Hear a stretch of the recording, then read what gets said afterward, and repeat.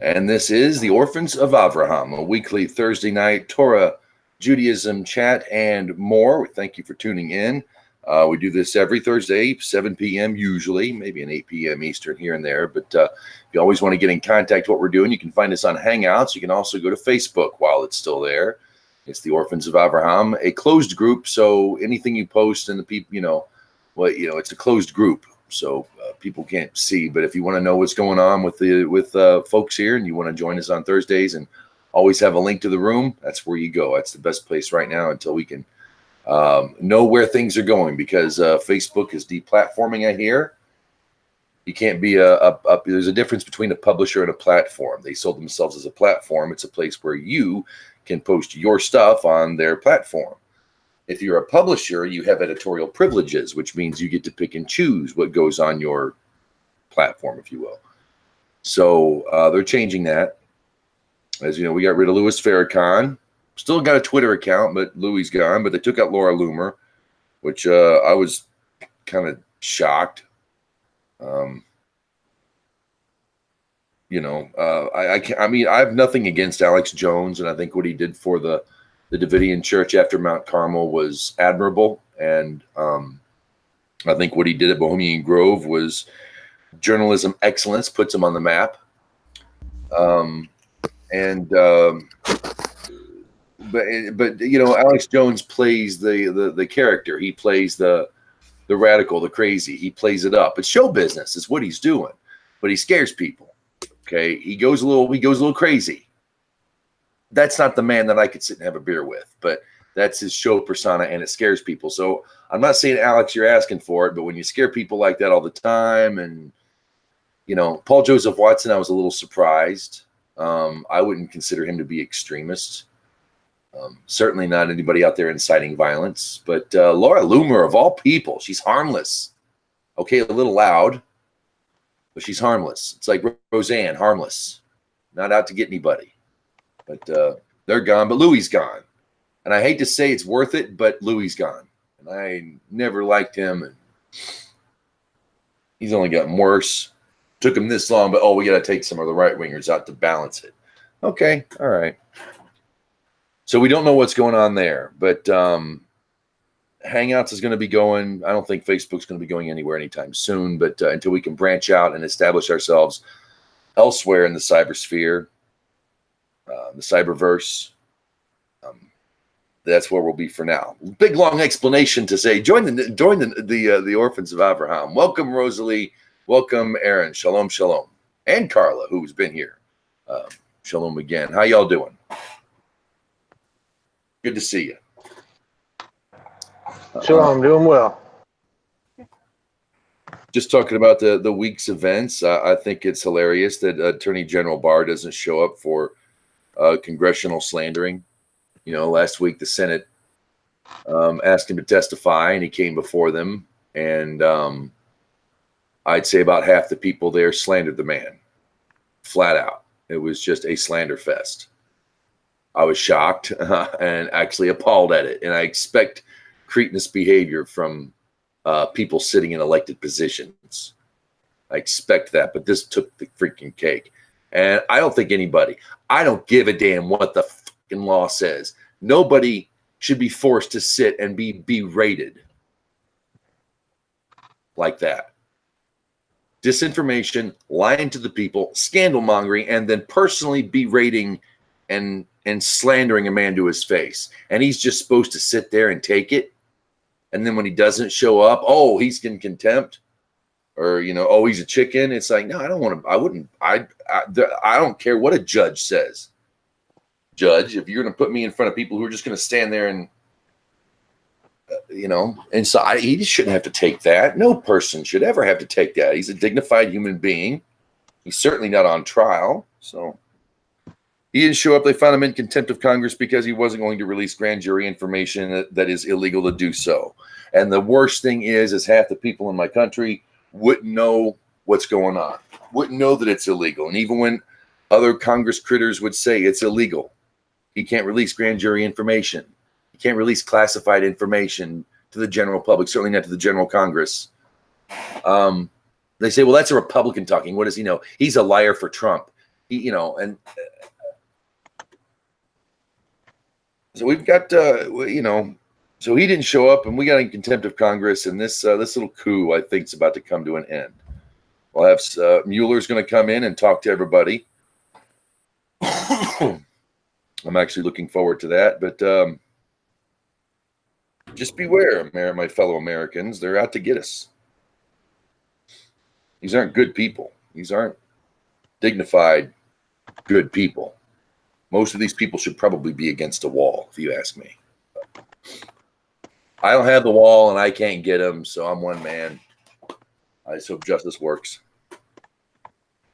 Tonight's topic, back when Monday, when I was able to actually hang out with Asher Meza and the bunch on Faith on the Line, which is a show he does every Monday evening here on YouTube. Asher Meza brought up some great points, and one guy was talking, and a Christian fellow who could not get it through his head that the Bible calls for a proper treatment of all God's creatures. Even the ones we eat for food, especially the ones we eat for food.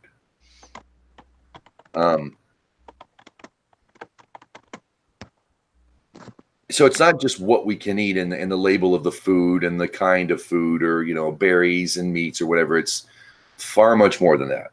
The argument is that it's no longer kosher, and the kosher laws are done with. This is a common Christian argument. I'm said I'm not going to be debating Christians, but I couldn't help it. Common Christian argument is that the law no longer applies, even the kosher laws. I would disagree with this. In fact, I disagree with Rabbi Asher as well. I don't think that God has a double standard when it comes to accepting an offering. Okay. I don't see Noah any less a prophet than anybody else. If Noah made an offering to God and it was not done properly, I don't see God making a covenant. In fact, I can't think of any time someone makes an offering and God says, "Oh, I will now establish my covenant with you."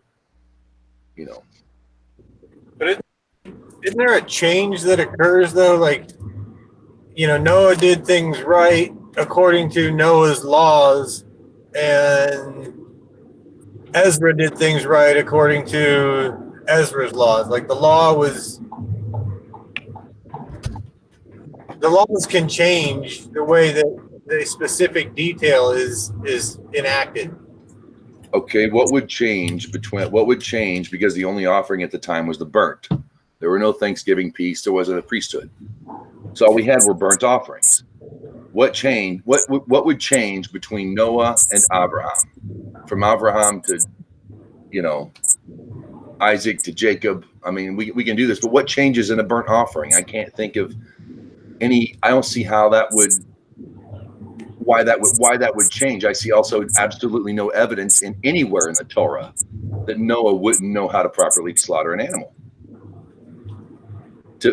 for an offering. Why would God accept a half-assed offering from the one he entrusted to save humanity, but then give a pleb Jew over here, a different standard for a burnt offering? It makes no sense to me.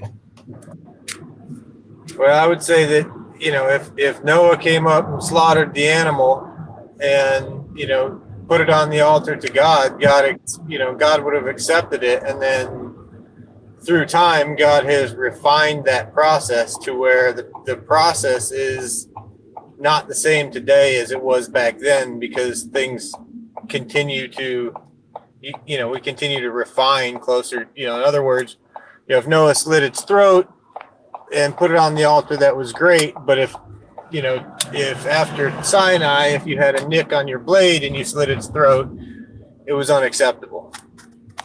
It just being held to a higher standard, maybe because of proximity to God, or the obligation to, show God in a different light to the world. Interesting.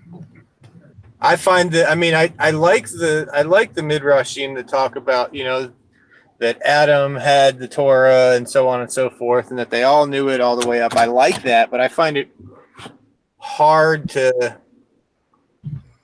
get my head around logically how they would have known this verbatim, but yet decided, well, God hadn't officially told us to do it yet. So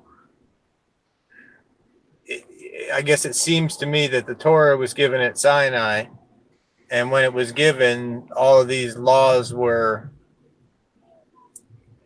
increased upon. Maybe not, it's like circumcision would have been done, but maybe circumcision wasn't done by a Moel on the 8th day with 10 guys around, all these little other nuances to show God in I see it as showing God in a bigger light.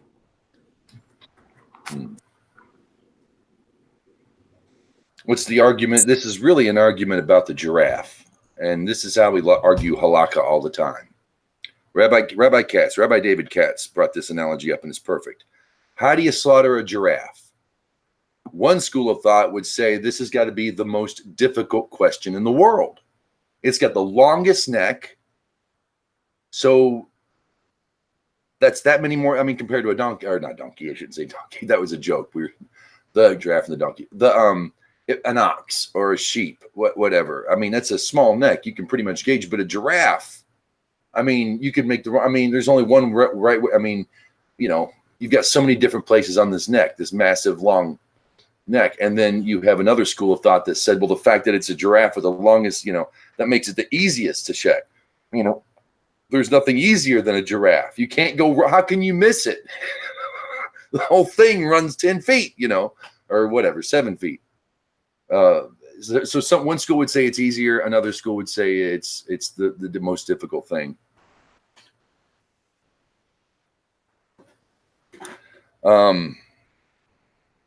I hope we get some Christian folks in here to clear some things up. But whether we're going to say it was Jew quality at Sinai, it was good enough for God. I don't know if it's going to be good enough for a Jew. Nothing's good enough for Jews, ever. But it seemed to be good enough for God. Avraham's offering, and God commanded him to offer, but there was no discussion how to do it. He didn't say how to do it. And even in the Torah, it says, you will slaughter an animal as I have shown you. And there's no pictures in Torah. So, in my opinion, I'm going to go with what I'm saying here, that Noah did it right.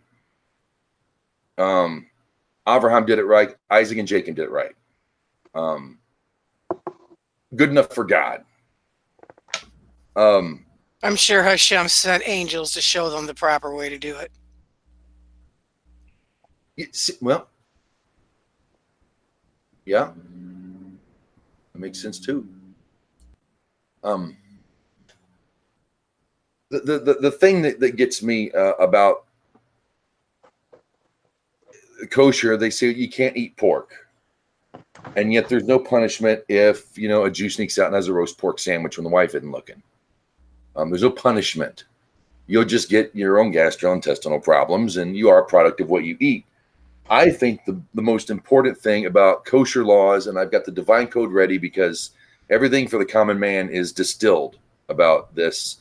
It's how we treat nature. It's the lesson in how we treat an animal and how we treat the vegetation. A Jew is absolutely, completely prohibited from eating nevela, non-kosher meat. That means an animal that wasn't properly slaughtered at the temple. Treif. Treif. Yeah, you've got, what's the other one? If it died of its own natural causes, or if it's roadkill. Not that we like natural, not that we're going to eat, not that that's a desirable thing, but they're prohibited. There's even a law in the Torah that says you give it to your friend, you give it to the friend of the community, or you can sell it to the stranger. The foreigner,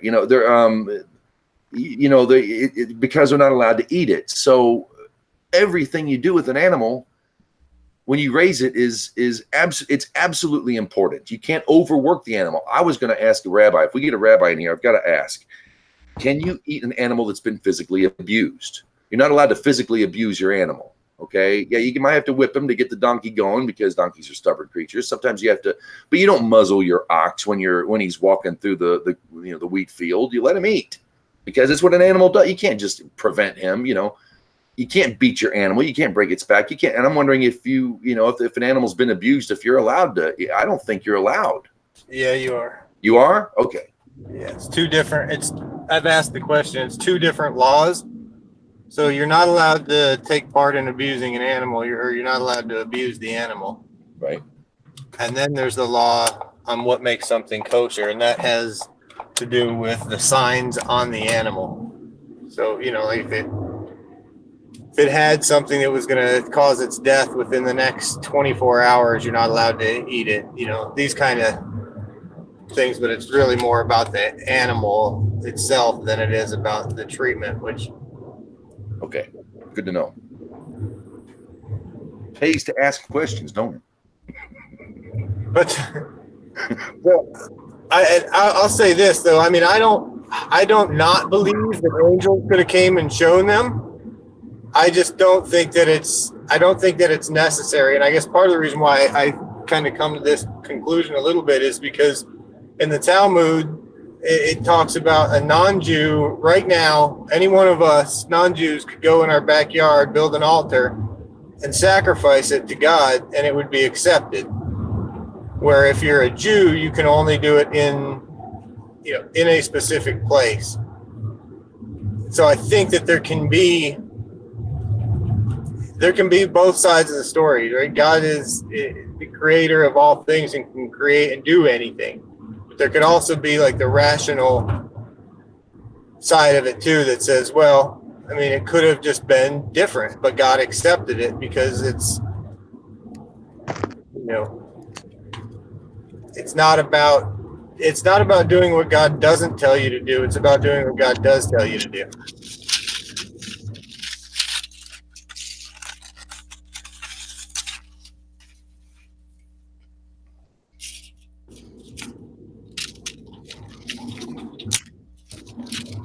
But I also think that there's a lot of people that maybe take it, to one extreme or the other, and they say, well, there's no way that it could have been this, and there's no way that it could have been that. And, to those people, I would say, well, there's no way that any one of us could really know anything.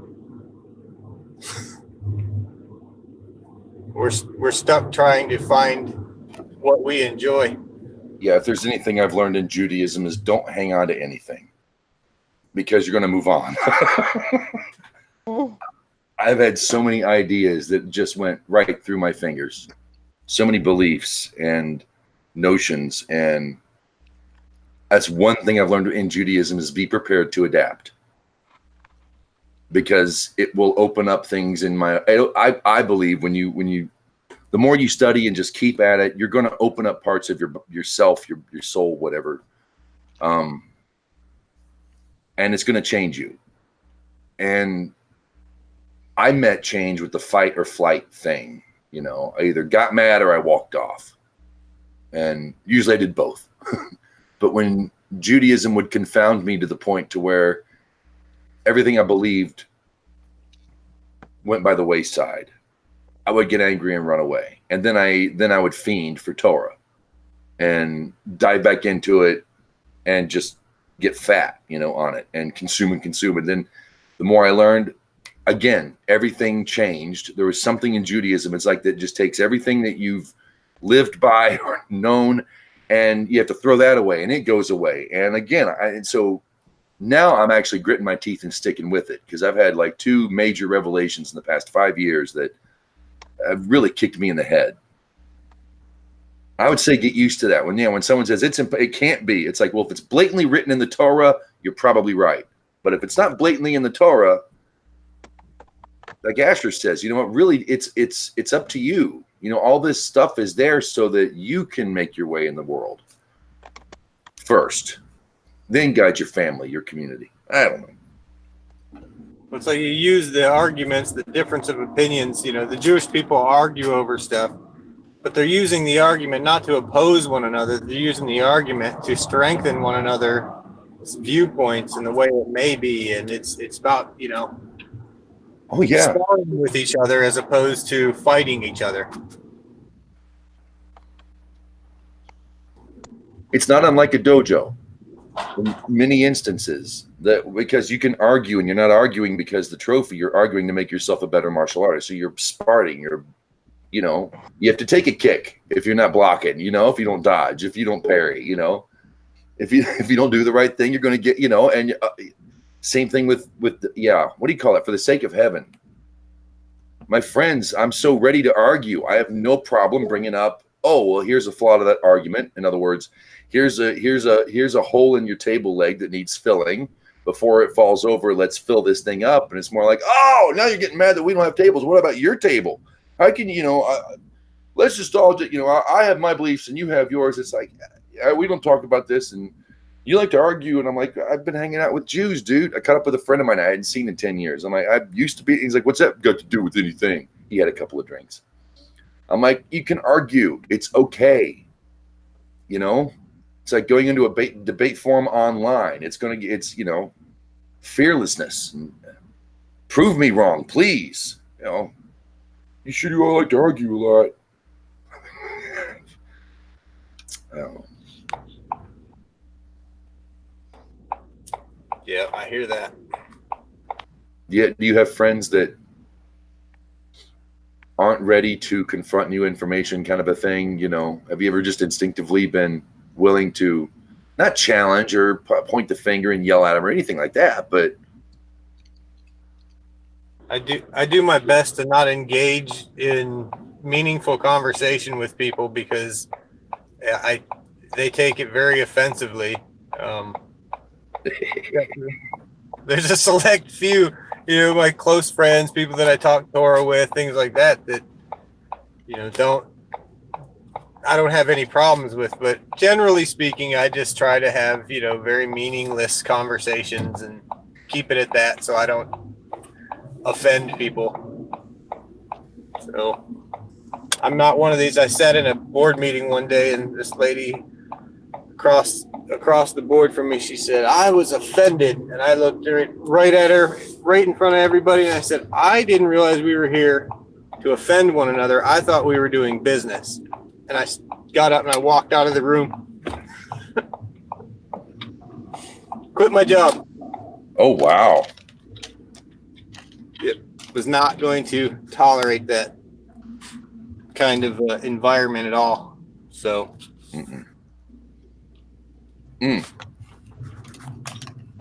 It's not healthy. It doesn't improve anybody to be scared of offense. And we see it in our country. You can't say anything. People don't say anything. And so you get this, crappy view from the media that everybody wants to kill each other and the world is so horrible. When you go out and you talk to people, you don't really feel that amongst each other, but you feel like you're supposed to feel that it's there. And it's the same, it's that same thing. People are afraid to speak. They're afraid to say something. They're afraid to, So. So saith the one who's been grounded on Facebook till June 5th. Grounded again? Huh? You're grounded yeah, again? Rosalie's bad. Don't talk to her. Yep. I had an 8-year-old memory of an Osama bin Laden joke. There was 2 of them. They posted it. They brought it up. So I shared it. Because normally if they don't want to post it, they'll remove it or they won't bring it up. And so because of that, I got 30 days. 30. Yep. Oh, wow. So Gap posts harder. Back on June 5th. Did you get my message? Do you get to see what gets posted? Yes, I did. And I can't use Messenger is involved with that. I can't use Messenger. But they're always thinking of you, and I'm like, oh. So I wanted to write you a letter. Okay. I just give you my email address, and you can email me.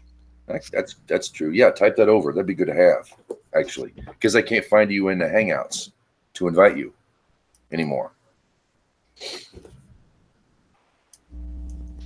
Now I'm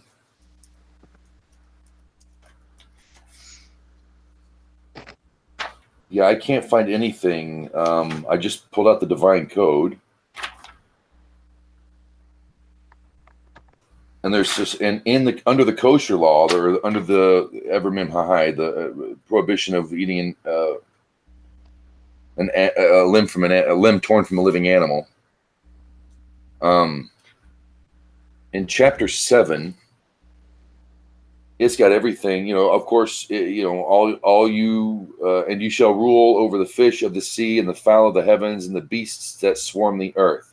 And was granted dominion over all living things and given permission to use them to perform any labor tasks.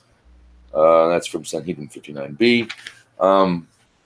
When it comes to just to show you how deep this goes, I can't find anything like you're saying, Aaron, about whether one can benefit from an animal that's been abused. But the Jew probably cannot use it because it has to be blemish free. Yeah, strike an animal or prod it to perform work or levies on behalf of a person. One is not, however, permitted to beat it severely. That's from Shulchan Aruch, Harav, Hilchot, Avarai, Derahim, chapter 8.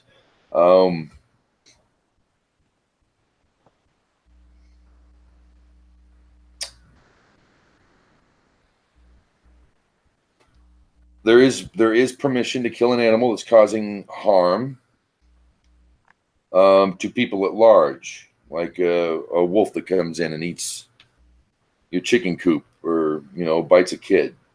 One may poison a dog that causes harm. Similarly, one may kill any beast, any kind of vermin that causes one aggravation. Needless to say, it is permitted to banish pests from one's property.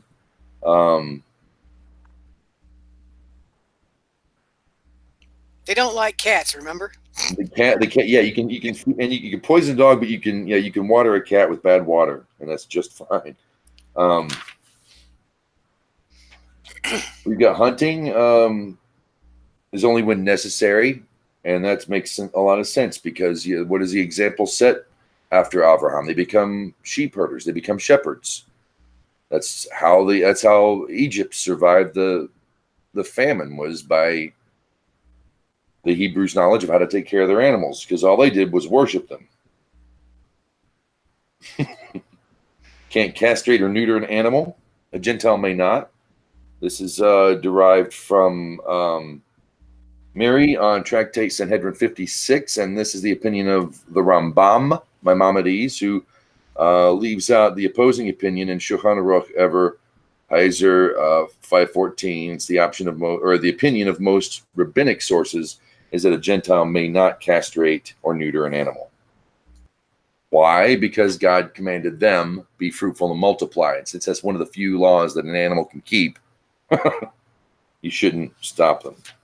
You can declaw an animal.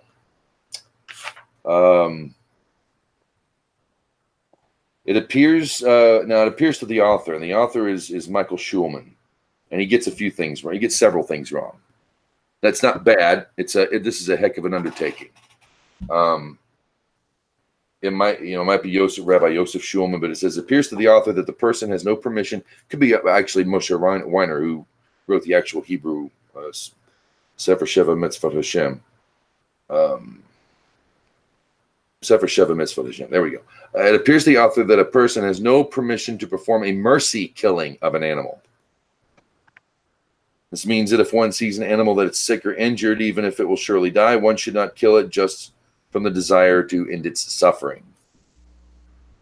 That's a hard one for a lot of people, because a lot of people in America have probably put down a pet at one time or another. Right. Hunting only when necessary. Let's see.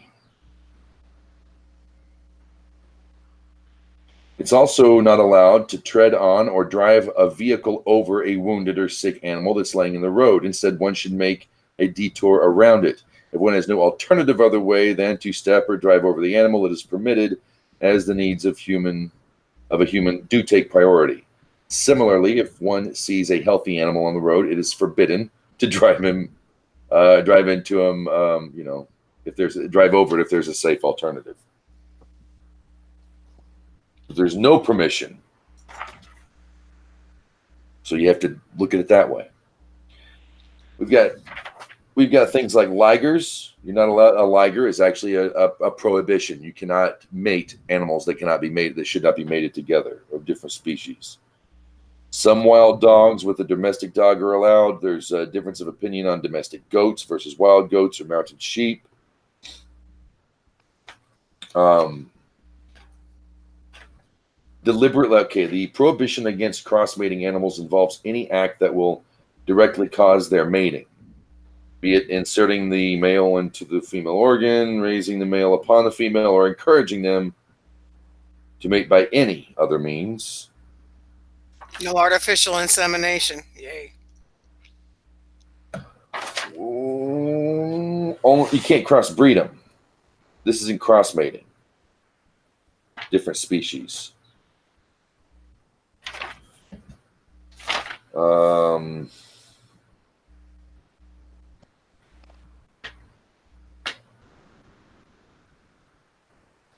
Mules are a funny one as well. Like if the mother is if the horse line runs through the mother's side, you can mate it. If not, it can't be mated. There's a hybrid offspring are considered a separate species, and it's forbidden to be mated with any animal from another species of either of its parents. Moreover, a hybrid whose mother is from one species may not be mated with a hybrid whose mother is of the other species.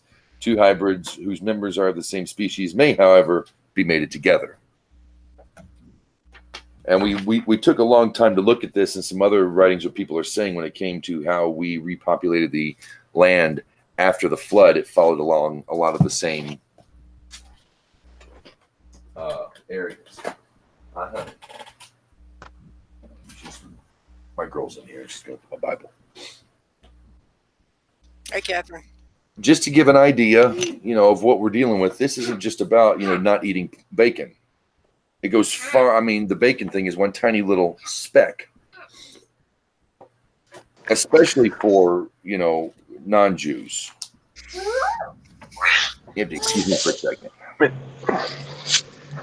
It seemed to me that the guy that was on Asher Mesa's show on Monday, he was he just had his point, and he was trying to push that through because he kept, at the end of his statements, it was basically the fact that, he had this revelation that these things had changed. So I think he was slightly confused.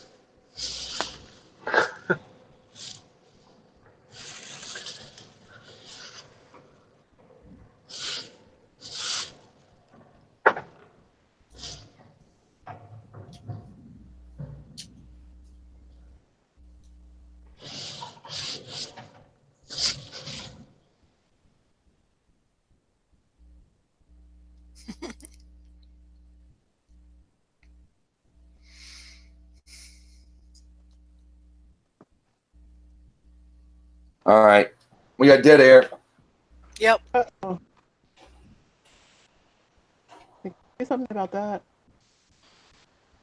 What can we talk about? I have a little rebel tyrant in here that we're gently.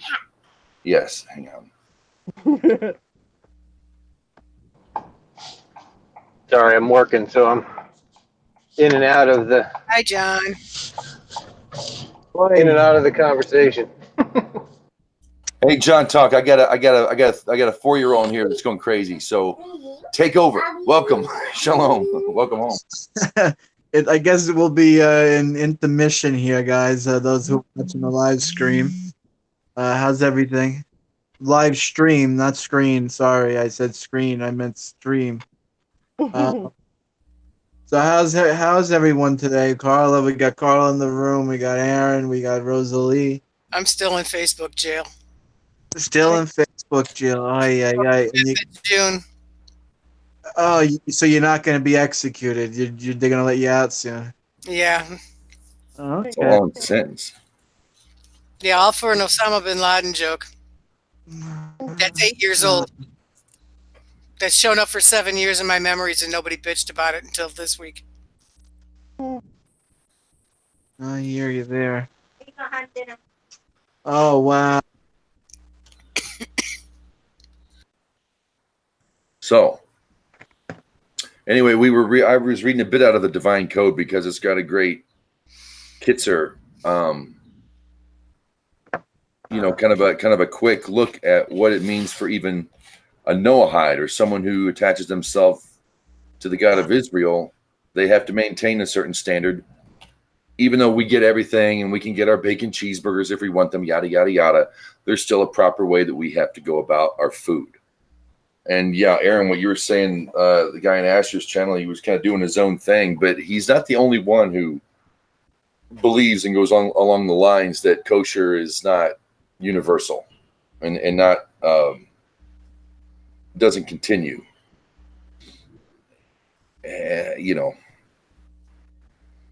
So I was hoping if we could get some folks, I don't know if anybody's going to want to come in and talk about it. There's a lot more to it.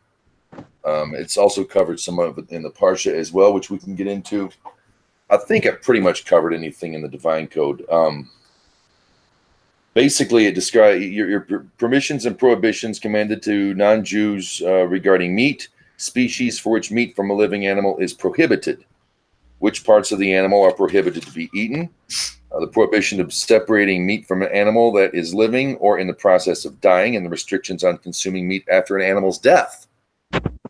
Maimed or broken limbs, the precepts pertaining to a fetus or to eggs, deriving benefit from flesh separated from a living animal, cases with a doubt and mixtures with forbidden meat, restrictions on causing suffering to a living creature, the prohibition on mating different animals, and the prohibition of grafting species of fruit trees.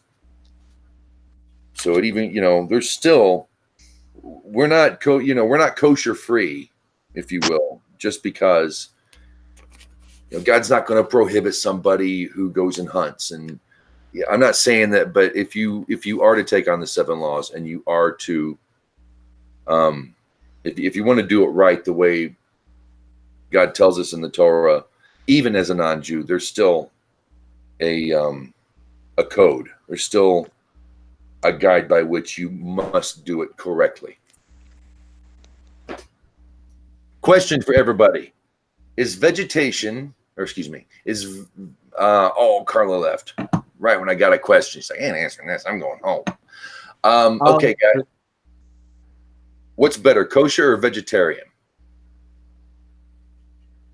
Well, vegetarian is kosher. Kosher vegetarian? Well, yes. The reason why I say, okay, what's better, eating a full kosher diet or going vegetarian? I ask this because there's a debate in Judaism that says that Adam was allowed to eat roadkill. And there's another opinion that says that man was never given permission to eat any living creature, only fruit and herb. Vegan. He was after Noah's age. Adam was what are you trying to say, James? Adam was a soy boy? That Adam could eat roadkill. That's one of the opinions. Let me look in here. It was okay. Adam that was already dead. Yeah, if it was already dead, he was allowed to eat it, and I because there's no prohibition against it.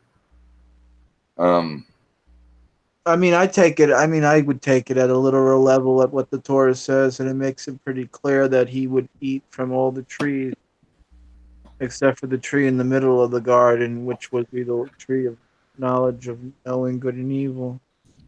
So, whatever that means, whatever the tree of knowing good and evil is, we can talk about what that means, but if you can eat from every tree, yeah. That would be.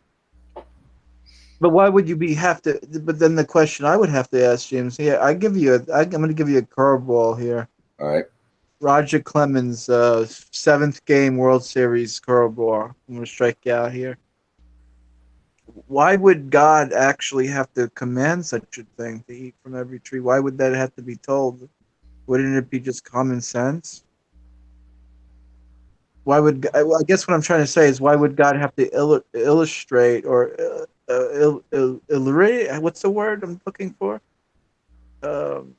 Elucidate.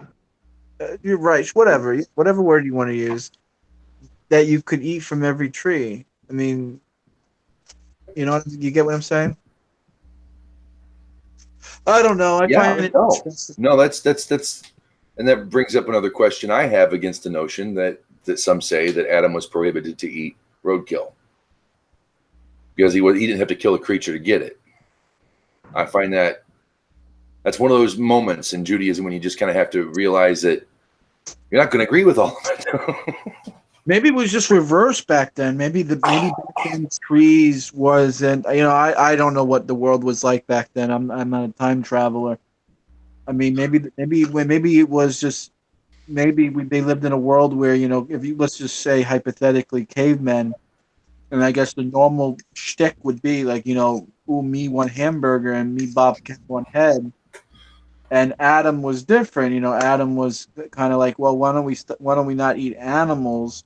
Why don't we eat trees? And what do you mean eat the trees? Get out of my, gated Yeah, with that. community. I don't. Well, different fruits have different seasons, so they would be They would be blooming at different times, and the fruit would be ready at different times. So that was probably why you eat from every tree. I don't. That's not what I'm saying. I'm saying I don't think it would have been common knowledge for cavemen to eat fruit off a tree. I think it would have been silly in their perspective, I guess, that you eat from tree. I guess what I'm trying to say from a human perspective, from an animal perspective, animals eat other animals. And I mean, that would have been the common knowledge. I guess I was trying to put a good spin on it and say that Adam somehow had a recognition that maybe we shouldn't eat living creatures that have face, the whole shtick of what vegans. I don't eat anything with a face. What I think maybe that's what he was trying to say, or maybe that's what the Bible's trying to say. Maybe now we eat from the trees or something. I don't know. I'm gonna further that because that's a good point. Here's what I'm wondering. I've never met a veggie rabbi, Orthodox veggie rabbi. In fact, Michael Skoback. Huh? Michael Skoback is a vegetarian. He is? Yes. Okay, I've met one. But every other rabbi has been very keen on meat. Not going to give up meat. Right? Would you ever think of going vegetarian? And he's like, no. I wonder. My thing is, if we were to return to a state of harmony with nature like we once had, and we were a healthier species who lived longer, and if we could learn that luminescence, that light within us and whatnot, and let that shine, and we become that, would we be vegetarian again? And sometimes I have to say, yeah. I think, to be honest with you, the only real kosher that one can truly keep, and I know the rabbis are going to shit a brick sideways when I say this, but I think if you really truly want to keep kosher, you would have to be a vegan. Or at least vegetarian in some degree, because it's just inhumane. It just doesn't seem right in a way. You see these videos of like these animals in these fucking farming factories. I mean, it's just sickening, and then you have the guys, getting paid $5 an hour, and they're beating the cow over the head with a fucking bat. It's just like, I want to beat the guy. I want to beat the guy over the head with a bat when I see that. I want to take him out back and put him out of his misery. It just doesn't seem right. Like having like 100 chickens in like a 20 by 20 cage. I mean, it just does. You know what I'm saying? No, it's wrong. It's going to eat. Ahead. We wonder why there was a cancer epidemic. It's when critters became product in the 90s. They wanted to centralize the food supply. Support places like Yiddish farms. Yep. There's a couple of Jewish organizations that are all about sustainability and ethical treatment of animals, and that are trying to establish larger communities. So any support that they can get is well deserved. Agreed. Name it Yiddish Farms. I would say about over a year ago, maybe almost 2 years. I went vegan, complete vegan. Juice. I did a juice fast for 6 months. I went completely vegan juice, fresh juice every day, and the weight that came off of me. I had so much energy. I was like, I would say I was 300 pounds, almost 300 pounds, like 290, and then I got down to about 220. I have put on some weight back, but I would say, man, felt better. You have more energy. I mean, it's just overall better. I don't condemn anyone for eating meat, but I don't know. I don't think it's like a big thing. But I do agree with you, James. I don't believe. I'm not one of these people that go around running around saying that the Gentiles can eat roadkill. I think that's stupid. Yeah, Adam could eat roadkill. I don't know. It's an opinion. It's out there. It's not unheard of. But you have these other animals, these crazy people that say Adam was the Jew. And yeah, you have the Tanya that teaches that Adam was the ultimate man and that he kept kosher completely. Well, yeah, he didn't have to kill an animal. Right. Nothing unkosher about walking by an apple tree and picking a lunch. Nothing unkosher about that. Yeah, I dig it. Back, Carla. Shalom, Hannah. Shalom. Hello. Hi, good evening.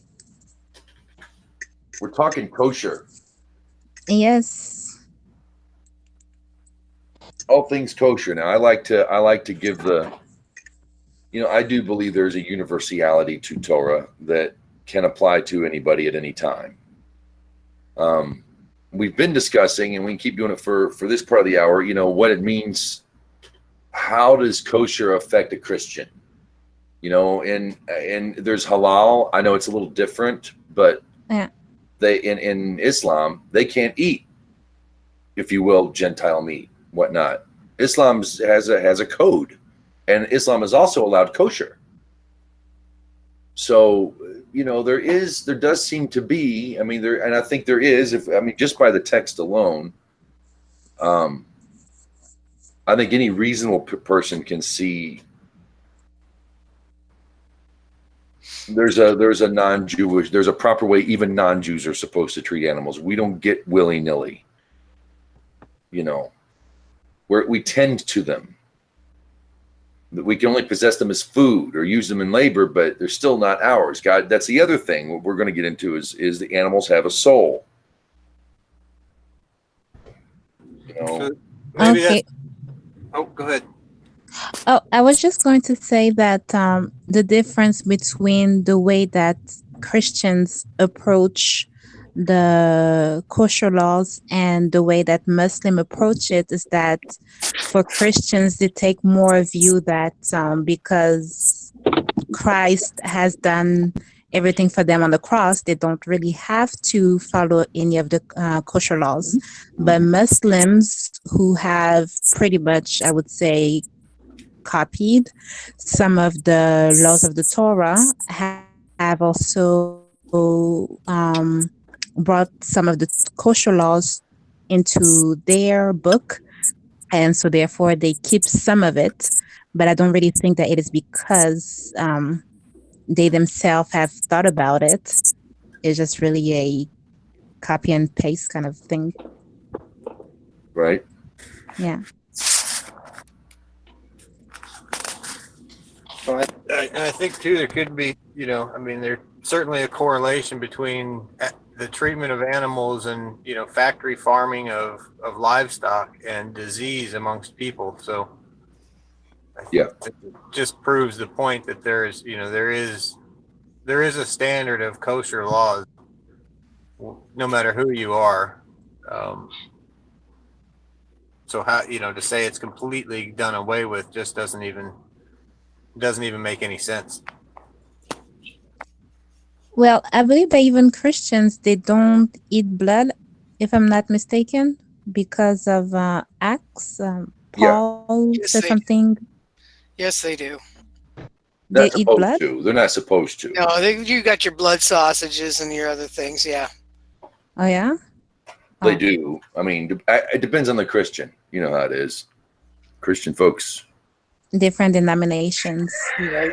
Exactly. That's a spectrum, all right. And not to mention that a Christian belief is that the sacrament of the The communion wine is blood. sacrament, that the wine and the wafer cracker. I mean, for the Catholics out there, I don't know what Protestants do this, but Catholics technically what they believe is that that when they eat the communion, that's literally the blood of JC that they're drinking when they drink the wine, that it somehow transforms. So, oh, and then the wafer transforms into its flesh. I don't know how they get around that. Like I don't know, but So you're lowering yourself when you have animal blood, when you could be having the good stuff. Symbolic.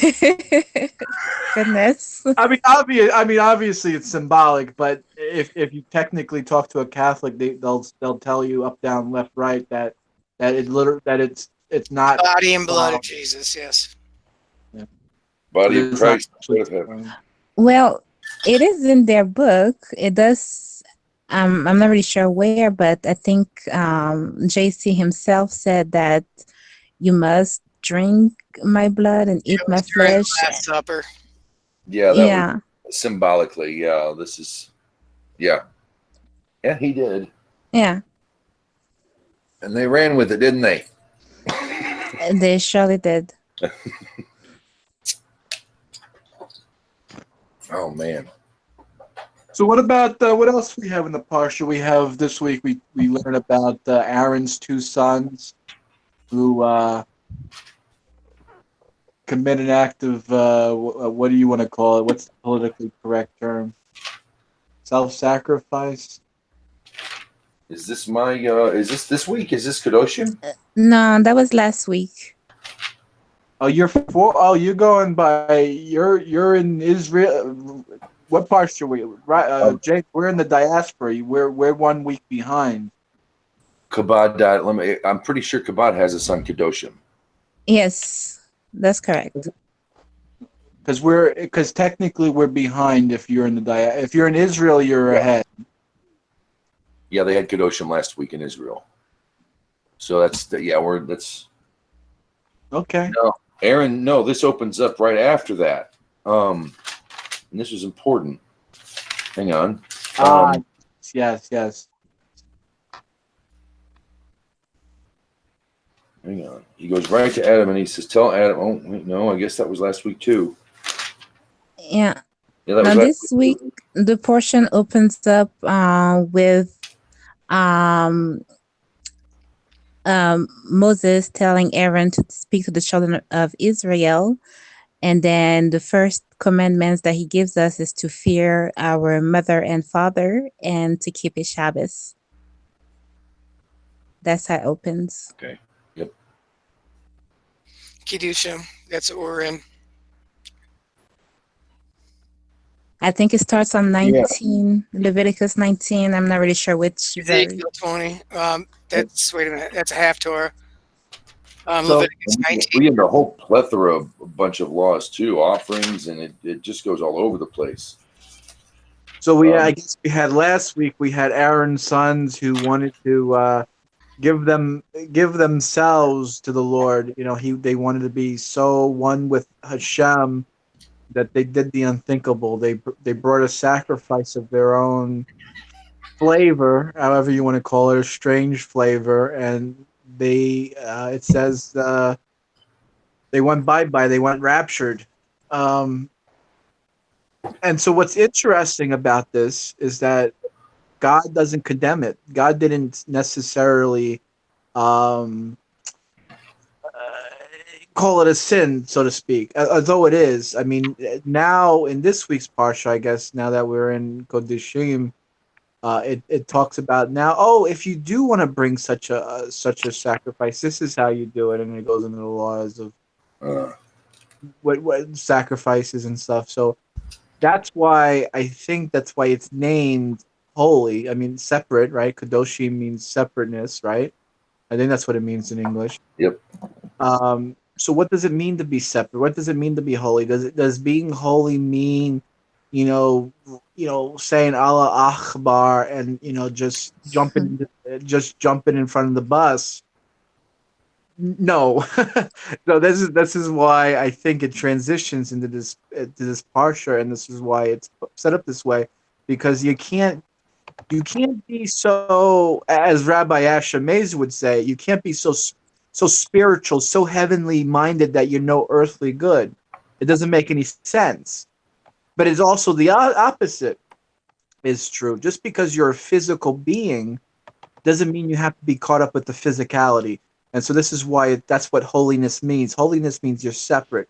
Even though you're a physical person, even though you're a physical human being, and yes, you're supposed to have sex, and you're supposed to drink, and you're supposed to eat, and you're supposed to have fun, God tells us how to do it in the right way, how to do it in a holy way, how to do it in a separate way.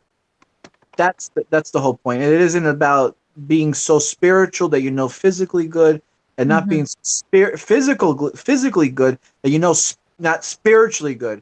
So it's both ways. And so this is the medium path. So the Torah always tells us to take the medium path. You're not supposed to no extremism allowed. Extremism is a sin according to Torah. You can't be an extremist. You can't be. I only vote R in the voting booth. That's someone who said something like that. You give him a good Zets in the Tuchus, right? Because that's an extremist. That's someone who doesn't have a brain. Yeah. So this is what this week's Torah portion is, and that's why it tells us to keep Shabbos, and this is why it tells us to honor our mother. So that's my little Vat Torah for the evening. There was I remember it said right after he had to take his sons, God spoke directly to Moses, not Moses, to Aaron, not Moses and Aaron, not Moses, but to Aaron, and said, from now on, don't get drunk in the temple. It comes across as a very soft, gentle. I don't know if that's me. I don't think it's in the language. I can spend more time looking it up than I could say. But it's been hinted that might have been the reason why the boys weren't up to par, why their offering wasn't up to snuff. It's just interesting that right after that, God speaks directly to him and says, okay, don't have any alcohol in the temple. Don't get wasted in the temple. You're celebrating, I understand, but not in the temple. Welcome, Jacob. Thank you. When it's Kedoshim, it's a whole lot of stuff in the Parsha. I mean, it's all over the place. I picked Kosher because of the conversation we had in Asher's group on Monday, and it discusses kosher laws in this Parsha as well. But there's a whole lot we could get into. Jacob, is this your first time here? Yeah, but I've been on Asher's. I've been in Asher's program. Cool. Welcome. We do this too, Thursday nights. You're always welcome. And to you and anybody else listening, find us on Facebook. We've got a Hangouts room open, but until we know what platforms and publishers are going to change, you can always find us on Facebook. It's a closed group, so come on in.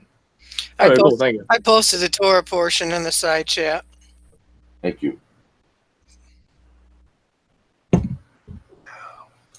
It's Kedoshim this week, right? Yes, sir. Anything on your mind, and discussing kosher, what it means to be kosher. What is kosher? That's the theme of the night, but we can really go anywhere if there's anything on your mind. I'll be right back.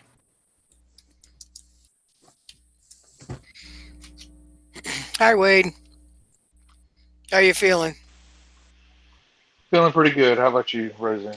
Please? Yeah, I'm okay. I'm a little weak from chemo this week, but other than that, I'm good. I'm still in Facebook jail until June 5th. Jeez. I swear. So I'm 9 days without a cigarette, so that's good. yeah, that's what they tell me. Yeah.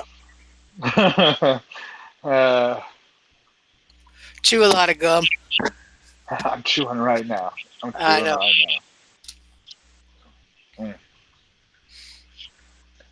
right now. But whatever. Whatever's best.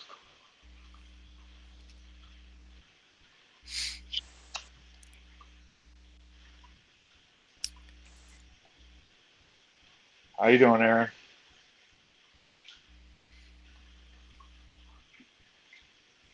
Aaron's working. Always working? Okay. Yeah. Sorry, had my hands tied up. Doing pretty good. Cool, man.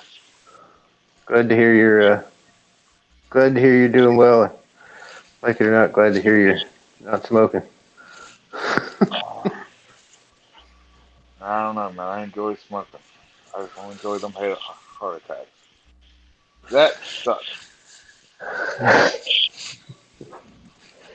Yes, I can only imagine.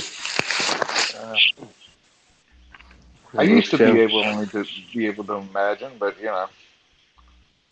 now it's a little different. Yeah, but anyway. Hey, at least you're able to say I experienced it. Yeah, I'm on the other side of it, right? Yeah. You got the T-shirt, so Yeah, yeah. Absolutely. Yeah. I ain't wearing it in a box. That's right. Today is not a good day for a dirt nap. No. No. Absolutely not.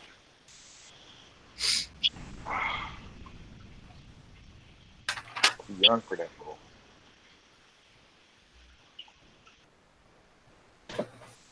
Okay, here we go. Here's a line I really like. It's right off the bat.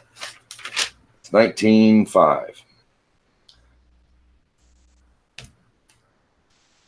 Now this is when people spaz because there were some Jews in Jerusalem who offered a Passover lamb, and I heard some words out of some Christian friends of mine that I just did not like to hear. Abomination to our Lord Jesus Christ. Okay. When you slaughter a feast peace offering before Hashem, you shall slaughter it to find favor in yourselves.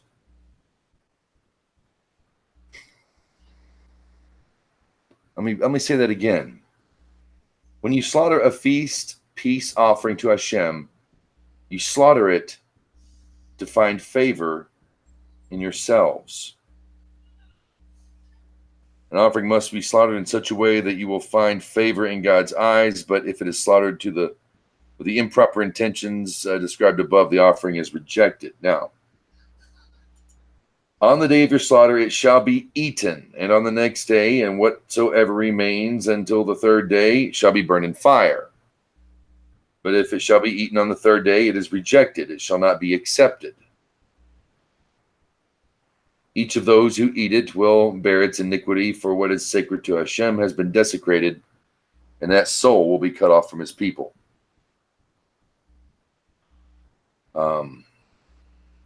So what are we hearing in this little paragraph? Did you want the commentary that goes with that? Yeah, there's some here I have, but it's not really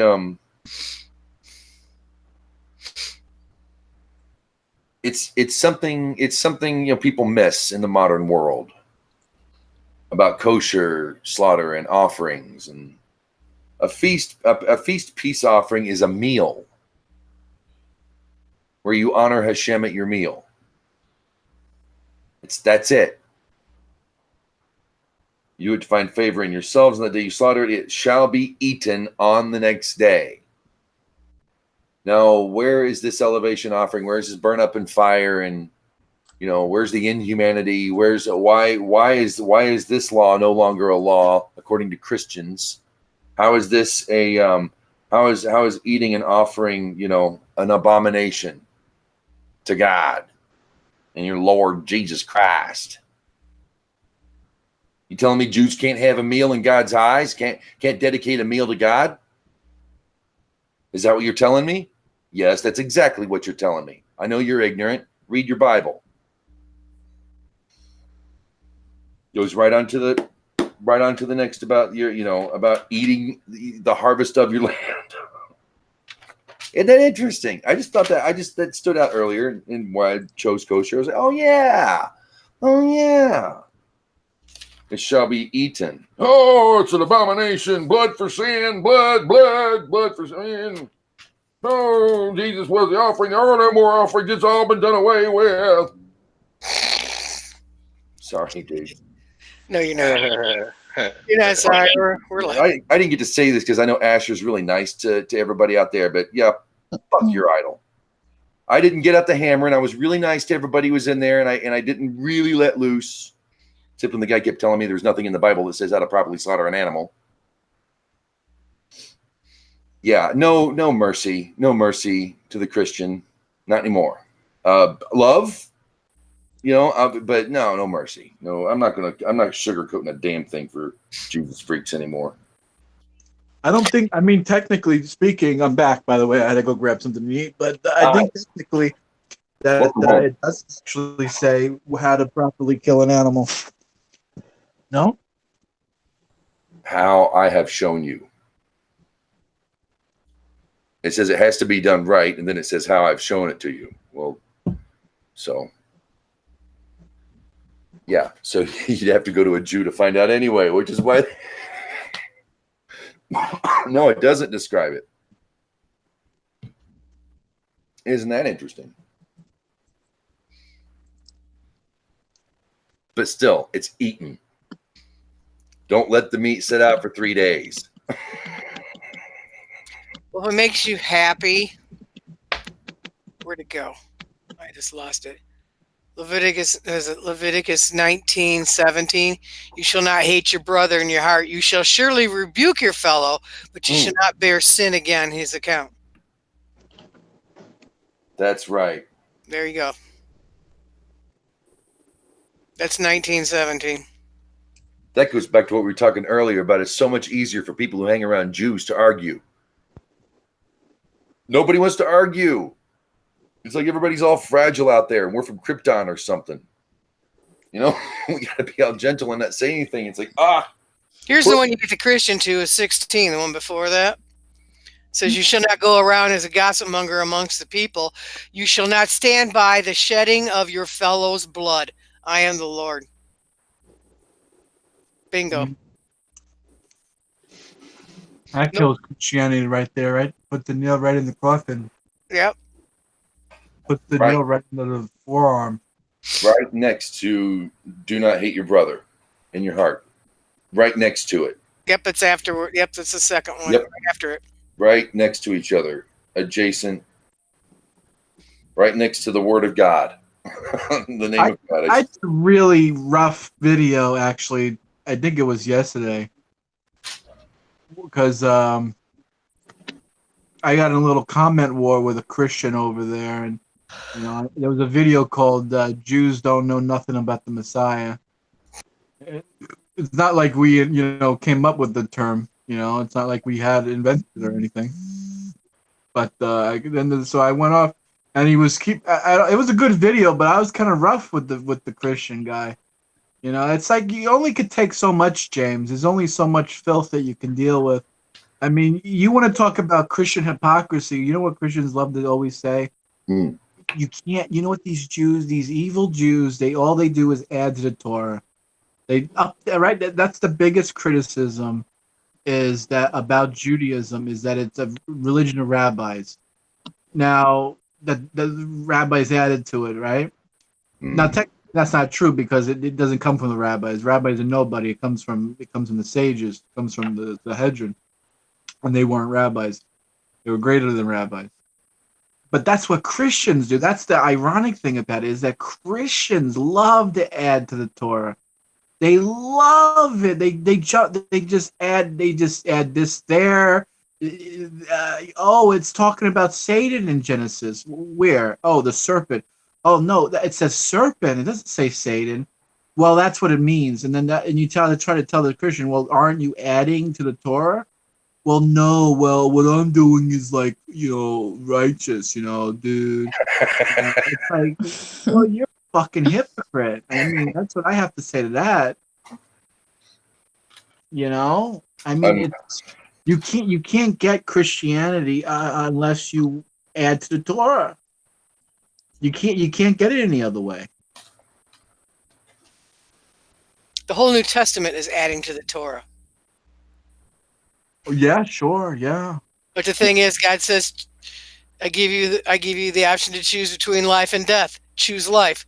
Well, it's obviously not the New Testament. Well, I mean, the Christian would say that Jesus is life. So you are choosing life when you choose JC. I mean, technically speaking, I'm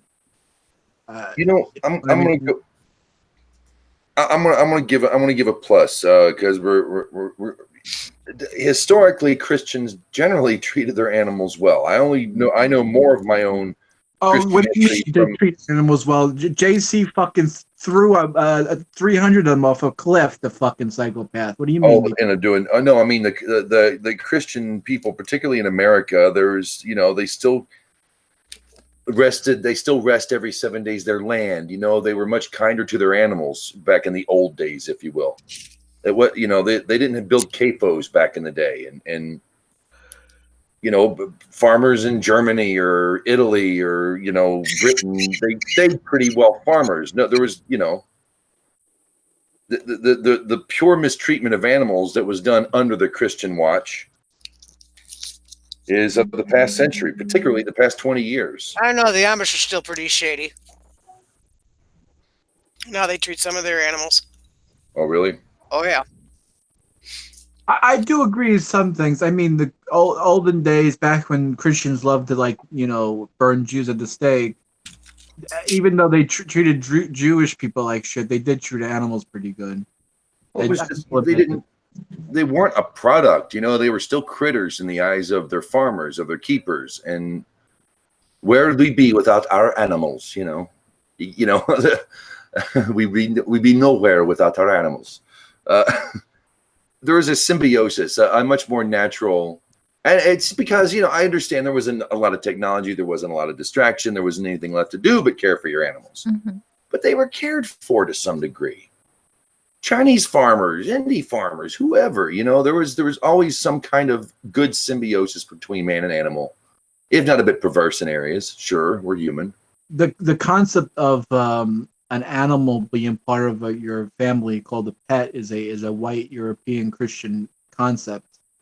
So I mean, in a way, you're right. I mean, an animal being considered part of your family is a very white European Christian concept. That isn't. You're right. That's not really found anywhere else in the world. I mean, in a way, you're right on that.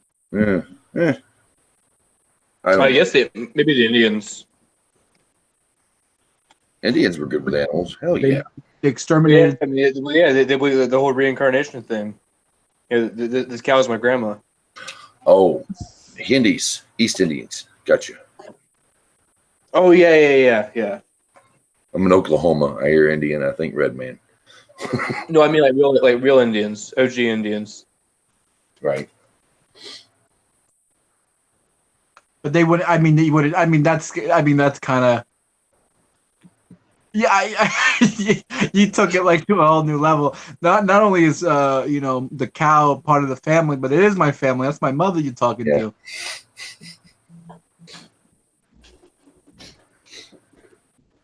It's under the Christian watch that we have the most horrific treatment of God's creatures ever in history. Ever. I mean, maybe making them an idol is bad enough, but the next best thing to making them an idol. And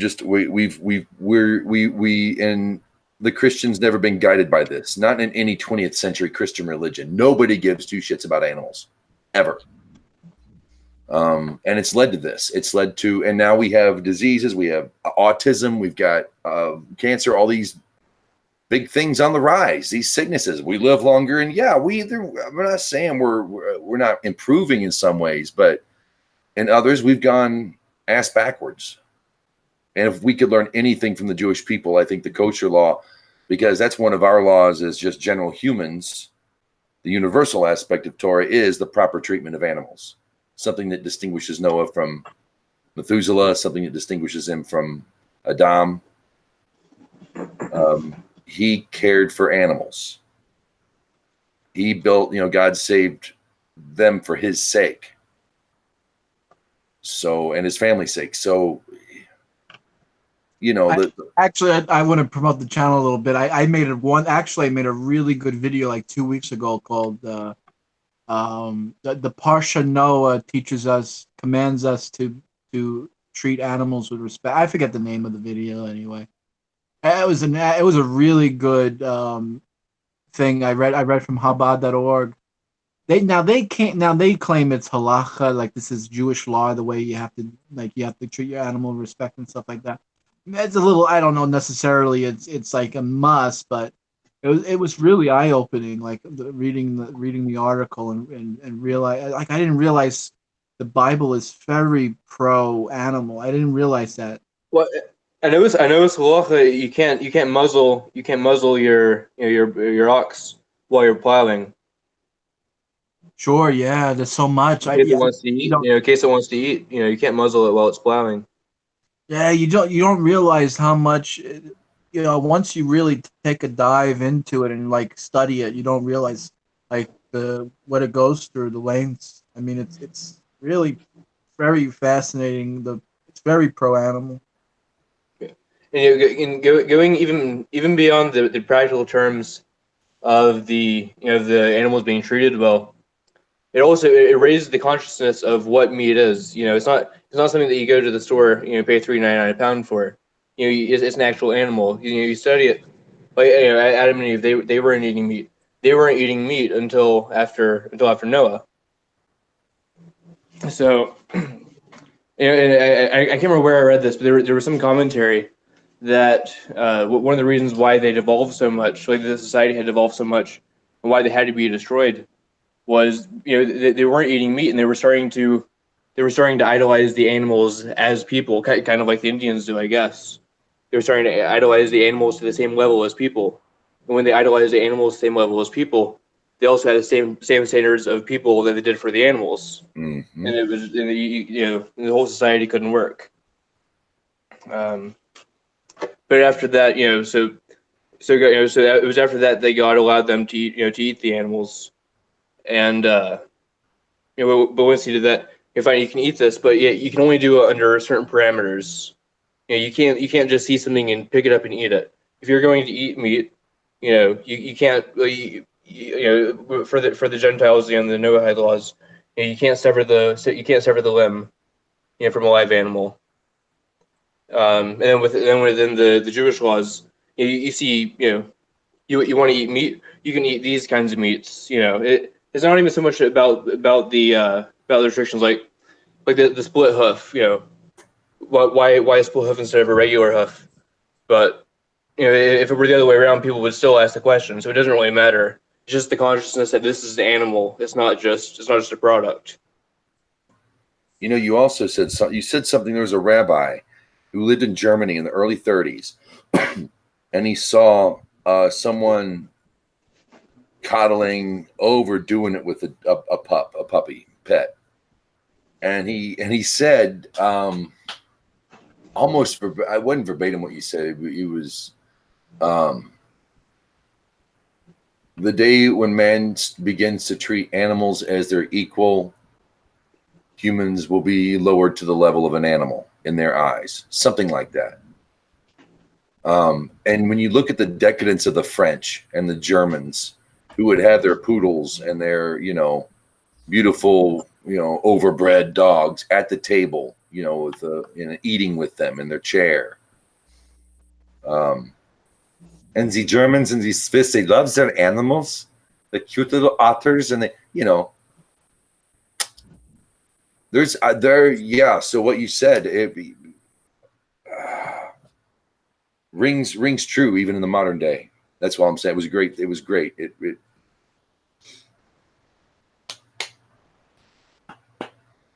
It makes it kind of a pain in the rear to eat meat. Look at Yeah, America. no, I've been vegetarian for the past few weeks now. Oh, yeah. Is it just because you can't get? Yeah, where I am, like if I want meat, I guess I have Hebrew National, but I don't want hot dogs.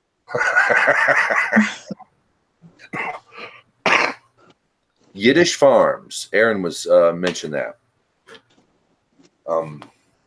Aaron, can you tell us about Yiddish farms or what you were discussing earlier? If you're around, you're working.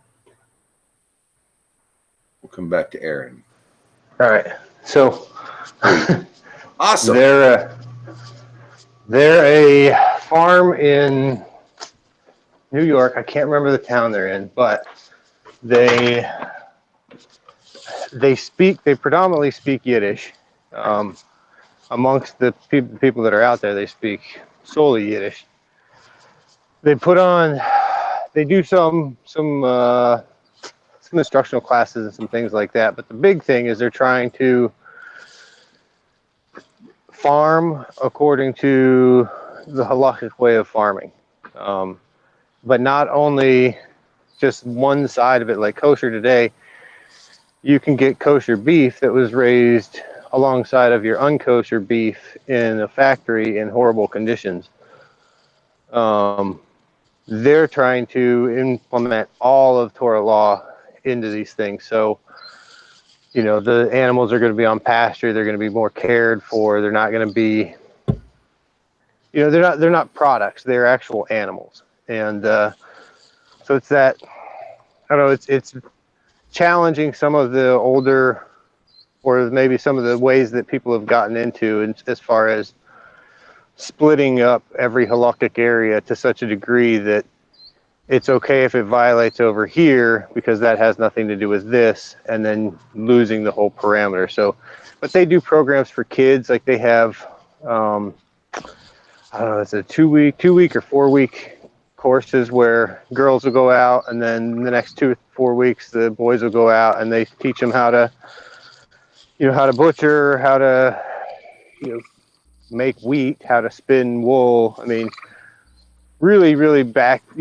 roots kind of place, but they're part of a greater organization or a network that has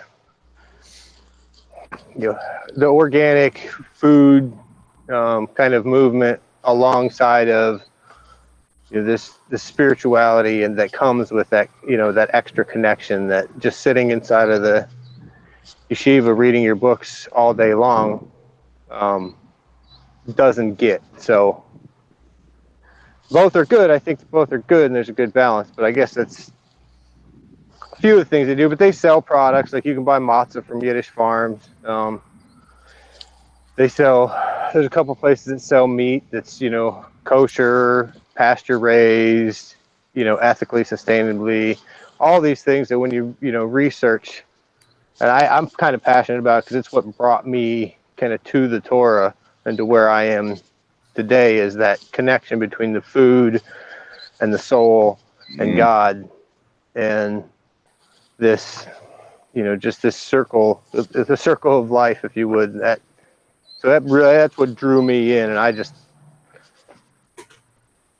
I can't get enough of it. So, but anything, outside of that, I mean, even if you're not going to eat kosher, there's plenty of places out there that, smaller farms that aren't treating their animals this way. They're not spraying this on their crops. They're thinking very ethically minded. And I certainly try to promote that thought, whether it's, Jewish or not. But obviously the Jewish world, I would much rather see. There are still local family farms around. They're small. We've had the government help centralize a lot of the food supply. And that for better or for worse, it's the way it is. But there has been a rise in the past 10 years in people wanting better food. Of course, we've had we've been exposed as Americans to better food the past 20 years than we ever had. but there is a rise in people who are aware of what they're eating. I think you could probably sum up a lot of halakha, kashrut halakha, into one phrase: you are what you eat. It doesn't mean you can't be a good person on a bad diet. It just makes it harder, a lot harder. You talk to John. He went veg for a while, and he juice fasted. I juice fast. I do a not all the time, but yeah, I go on a 3-day, 4-day. I've been on a 7-day before, where it's just nothing but green drinks. And I have to admit, my energy goes up, my attitude gets a little better, my problem-solving abilities improve. And then when you start getting back into the junk food, being suburban Goy America, I can feel it. I know it. And I'm conscious of it. And like I said, it makes it harder. But yeah, you become a bitchy little shit on bad food. You really can. So we used to eat meat too. A deck of cards was a serving of meat back 30 years ago. And that was an average that stayed with us for pretty much the whole of the 20th century. Think about that. A deck of cards, the size of a deck of cards, or even 2 decks maybe. That was how much meat we consumed on a plate per average. And that's changed. Somewhere in the 90s, they started giving us these 12-inch bloated things on our plate that nobody could finish. It gets wasted. It's thrown away.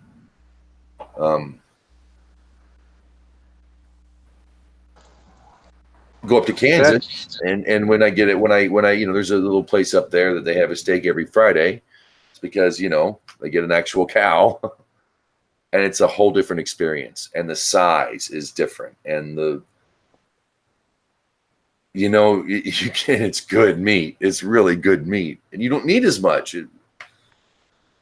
Eat better, eat less. It's natural. Go ahead. Who was talking? Somebody said something. Speak to me.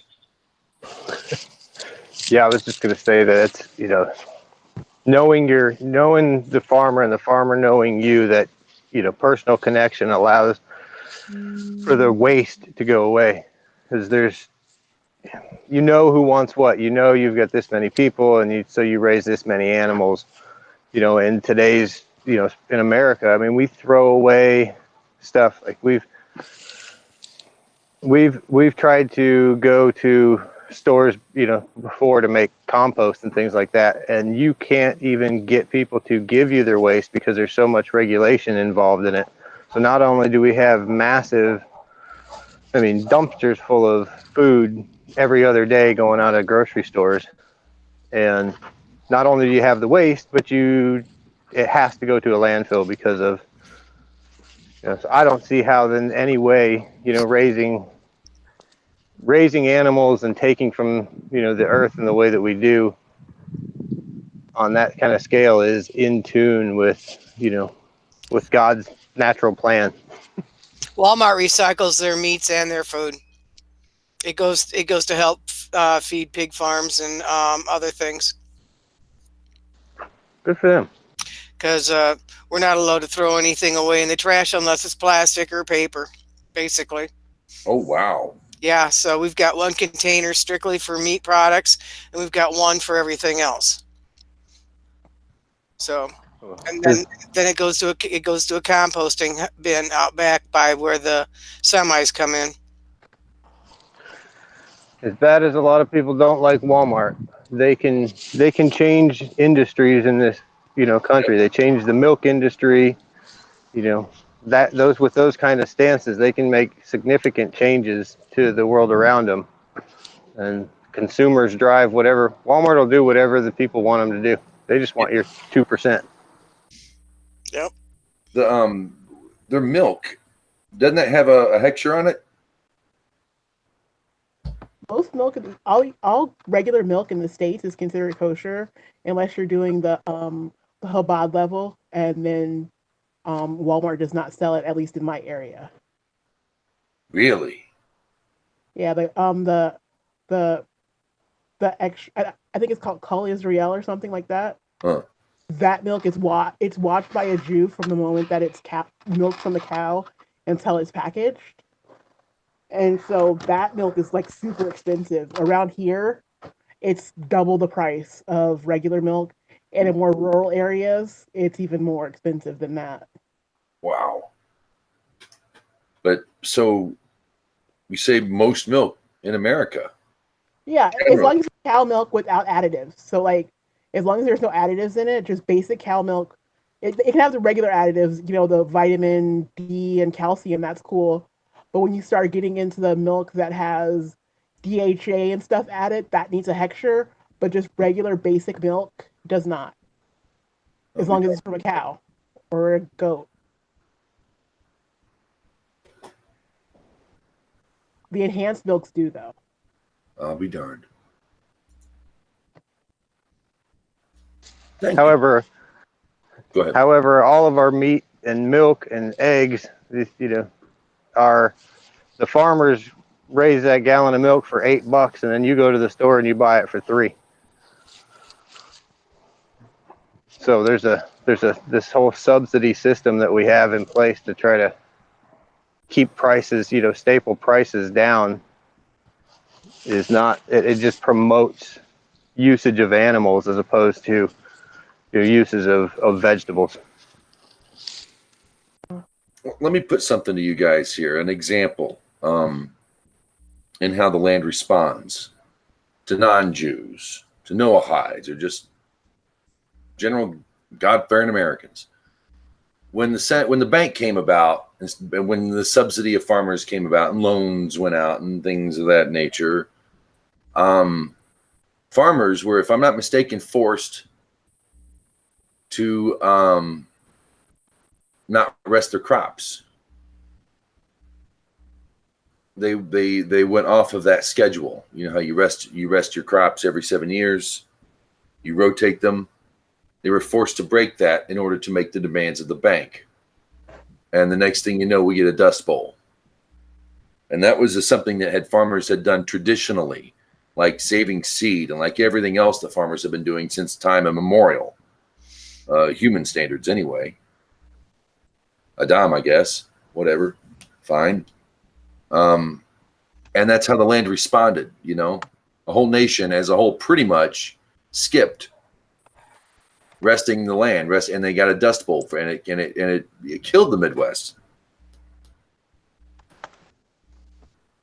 Just thought I'd bring that up. The land, I think, responds. Jerusalem, Israel, is a good example that Gav brought up, and then I started going back and looking at stories and how it was basically a barren wasteland, and when Israelites started coming in more and more, the land responded by giving overwhelmingly abundance in vegetation and fruit and flower, and today you look at the grapes that grow there, and yeah, I can see why it would take 4 dudes to haul that back to the Israel camp after the spies went in. They brought back the mutant fruit. Then I saw a picture of a lady with a harvest. I guess it was taken in the summer or the fall or autumn, whatever, last year, and it was a massive freaking vine of grapes. I know. It's like bigger than her head. These and that's what the land, and so I think the land responds. And when good people here, we took control of the land and then we abused it, it responded in kind. Now farmers, I hear, if they can't rest, they will burn the crop anyway. Burn the land. But I just think that how we were forced, that was an imposed thing. Well, a lot of farmers, and I know down in Arkansas and Missouri, southern Missouri, they'll plant winter wheat and they'll burn it just so they can plant soybeans. Following after they burn the crops, because I've gone down to Arkansas to get my stepdaughter, and they'd be in the burning, and about towards the end of May, middle of May, the winter wheat was done, and they'd set the whole ground on fire. I mean, it would burn all the way up to the highway. Yeah. Smelled like butterscotch and burnt toast. Ugh. And then a week or so later, they turn around and start planting soybeans or something else.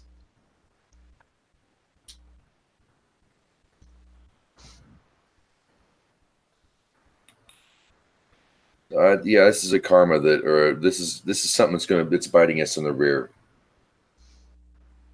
I don't know what activist I don't know how active I can get because all the crazies are out there protesting. I'm not going to stop eating meat myself. Welcome, Asher. Hey, Rabbi. What's up, Good guys? evening. Hi. What's going on? Shalom, shalom. James has a question for you. What was it? I know it was something about meat, wasn't it? Or was kosher better than vegan? Or No, but actually, it was on another one, and Aaron answered it. And I looked it up in the Divine Code anyway. That if an animal's been mistreated, you can still benefit from it, just so long as it's not going to die the next day. If it's injuries, that's not. It's not a. You mean for no-ides or for Jews? Well, for Jews, whatever. In the Divine Code, they kind of pretty much take all the basic slaughtering methods and the grafting of species, animal and vegetation, mistreatment of animals, how you're supposed to properly slaughter the animal. It has to go through the gullet and they give it, So on that end, if there's a limb of a living animal, we have a right way to treat animals, but are we allowed to benefit from one that's been mistreated because you can't beat an animal? And Aaron was saying that when he asked the question, he said that just because the animal's mistreated doesn't make it any less kosher for food. It's not part of the Kashrut law. Unless something's broken. Like a rib or something? Right. There's something called a treifa. So a treifa doesn't necessarily just mean torn. I mean, it literally means torn, but halakhically, it's an animal that's injured that would die, I think, within 6 months, like from those injuries. So like if they find a cow that has eaten a nail, right, and that nail has penetrated, like the nail penetrated its stomach, so like eventually this cow would have died. That would have made it unkosher, like under the rubric of like treifot, like a treifa. But in terms of abuse, that wouldn't, this whole thing that it's not, that the reason that you're not supposed to eat, like Aver Mirachai, like a limb from a living animal, has nothing to do with animal cruelty. Now I personally believe, right, that it must be tied into that somehow, but that appears nowhere. This is why that when you guys study these books like Divine Code, like you're eating pre-chewed meat, right? I know it's a step.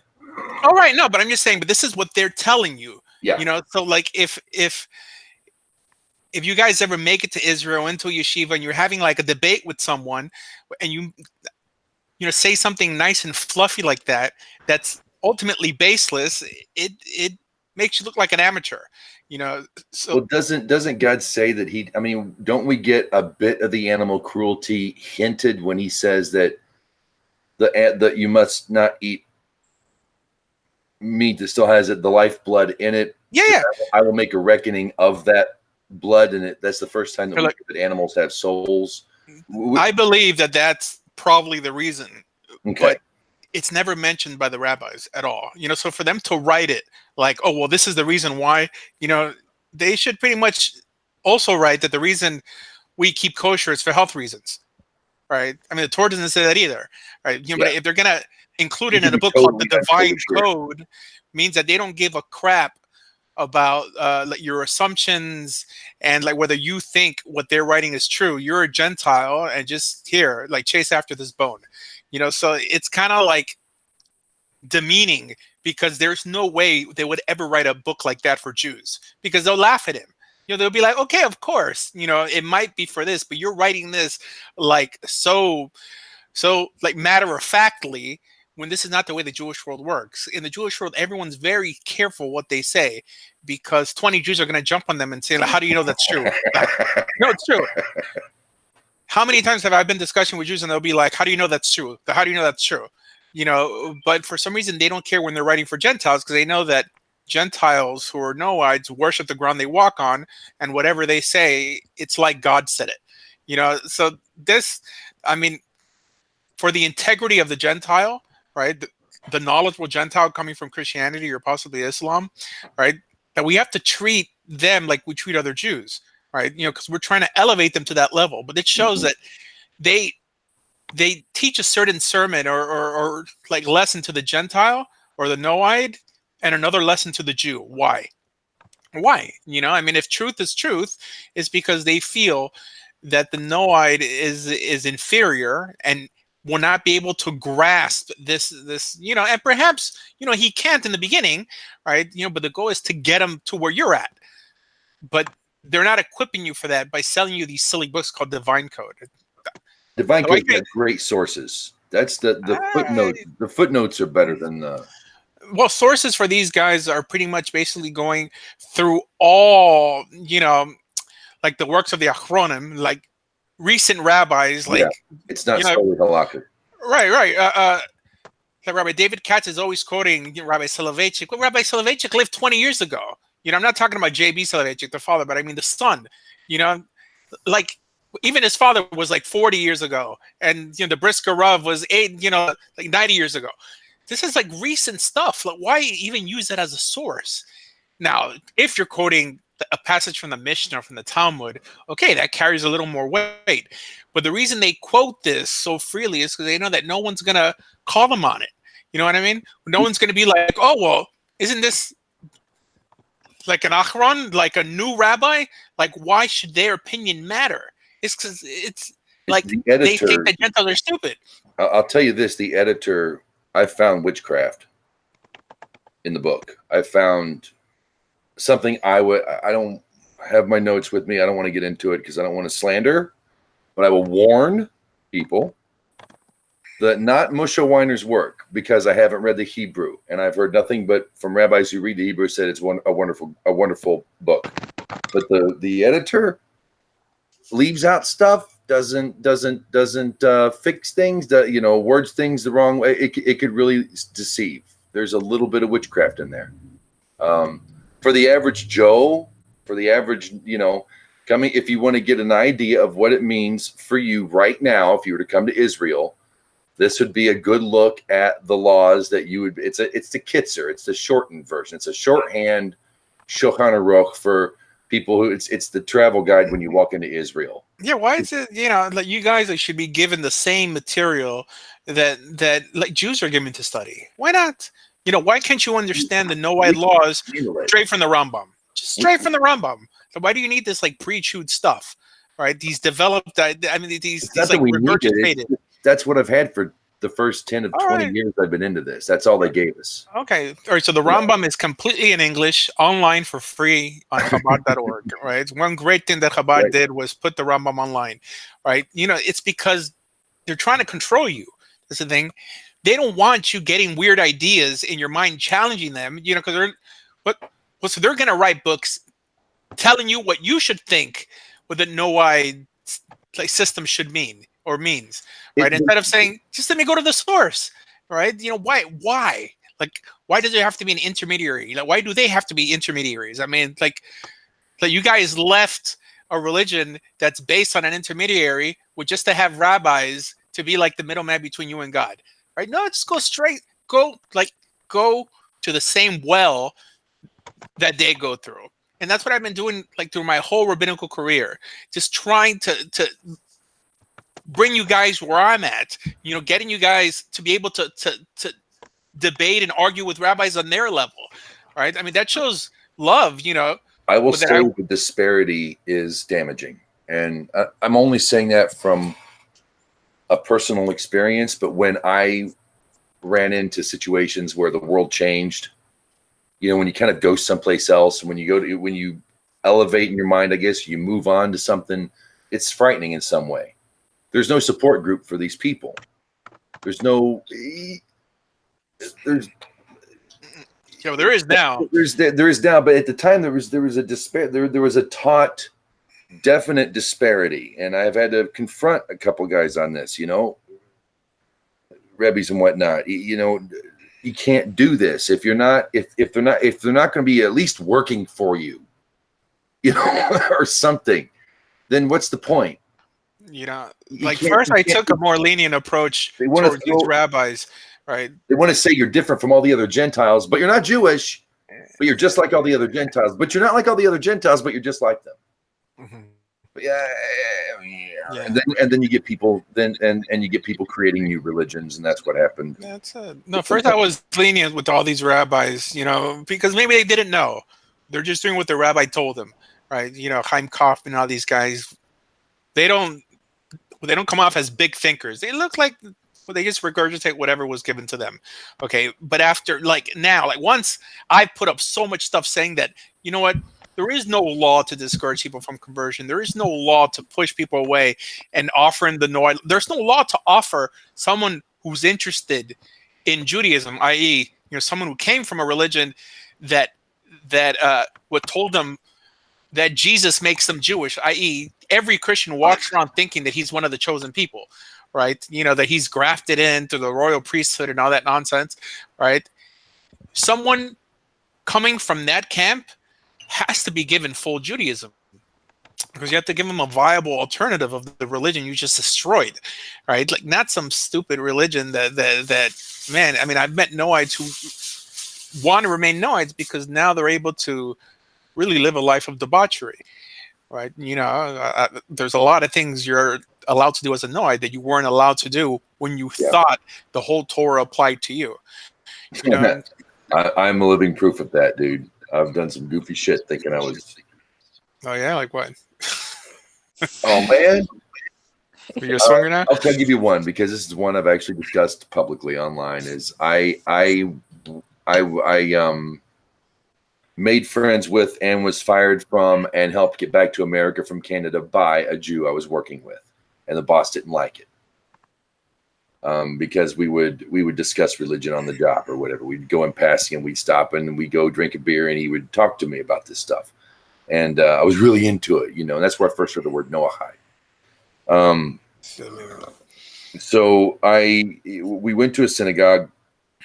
We couldn't get a whole minyan, which I didn't know at the time what that was, what he was trying to do, because when he confirmed me as a Ben Noach before, you know, and because I took up for him and he liked me. And so my point is, when I left, the guy gave me a prayer book and took the yarmulke off his head and handed it to me. And I didn't take that thing off for like 3 months. And I did everything. Like, took a vacation in Vegas because it was paid for, and went to the casinos and in my yarmulke. I was young and stupid and desperate, all right? Yeah. So there, No, like I hear you got it? yeah, you know, I was lucky to always live around Jews, right? So although when I left Christianity, I mean, I still romanticize the whole system a little bit, but it's not like people who grew up in the middle of nowhere, who never saw a Jew and think, you know, like thought that Jews are like, you know, the best thing since Coca-Cola, right? But it's. I mean, I knew that. Trust me, there's nothing special. There's nothing special about being ethnically Jewish. Nothing. If anything, that you're hindered. But what makes you special is that you keep instructions that make this world a better place. That's the only thing that makes you special, right? Eating lox and bagels or falafel or waving an Israeli flag means nothing. Means nothing. All right. I mean, you could be a piece of garbage and you know, speak Yiddish or Hebrew. It doesn't, you know. I've seen like even Messianics, they go up to like a Jew on the street and they'll hug them and they're like shalom. I was like, you know. Good grief. I mean, a Messianic is closer to God than a secular Jew, 100%. Right. Especially like, I mean, like mainly like if he's trying to keep Torah. And so there's nothing. You know, this is why the whole Chabad movement is ridiculous. Oh, he's a Jew. He's a Jew. He's not according to Jewish law. He's not. Everyone from the Rambam to Shulchan Aruch says that a Jew who doesn't keep Shabbos, a Jew who basically doesn't keep Torah, it calls him kagoy or kakuti, like a Gentile. He's equivalent to a Gentile. All right. Now, even worse than a Gentile. It's heartbreaking. I got a story. Go ahead. I got a story. I don't know if it's heartbreaking. I mean, he's just as lost as a Gentile who doesn't know the truth. right? But this whole thing like, oh, it's a shame you're a Jew. You should know. No, you're not a Jew. That you're a Jew if you keep Torah, right? And that's what also like the land of Israel doesn't belong to the Jews. The Torah does not say the land of Israel belongs to the Jews. It says that it belongs to whoever keeps Torah. It says that you're a Gerim, you're strangers on my land. You're working my land. So this whole thing, the land of Israel belongs to the Jews. It's like we're living in a bizarre world because it's like everything's anti-Torah, right? I mean, this is not the way it works. It doesn't. And it's really the fault of Jewish mysticism, because it teaches that what makes you Jewish is the blood in your veins and the soul in you, and not what you believe or how you behave. And it's I really come to the conclusion that belief means nothing in Torah, right? I mean, God is preoccupied with trying to get people to keep his instructions. See, the thing is, you won't want to keep his instructions if you don't believe in a good God, right? It's kind of a catch-22. But Jews nowadays judge people like based on what they believe, not on how they behave. Oh, you believe in Jesus, even though you keep Torah in and out fully, you're a heretic, you're an idolater. It's it's funny. In Torah, we don't see people being accused of heresy or idolatry, right? I mean, like that. I mean, God accused Israel of abandoning Torah, and but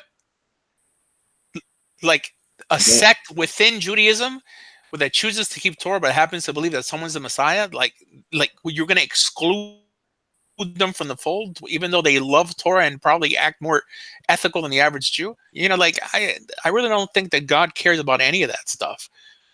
Whether you believe Jesus is the Messiah, right? As long as you're keeping Torah, that's all that matters. Both oral and written law.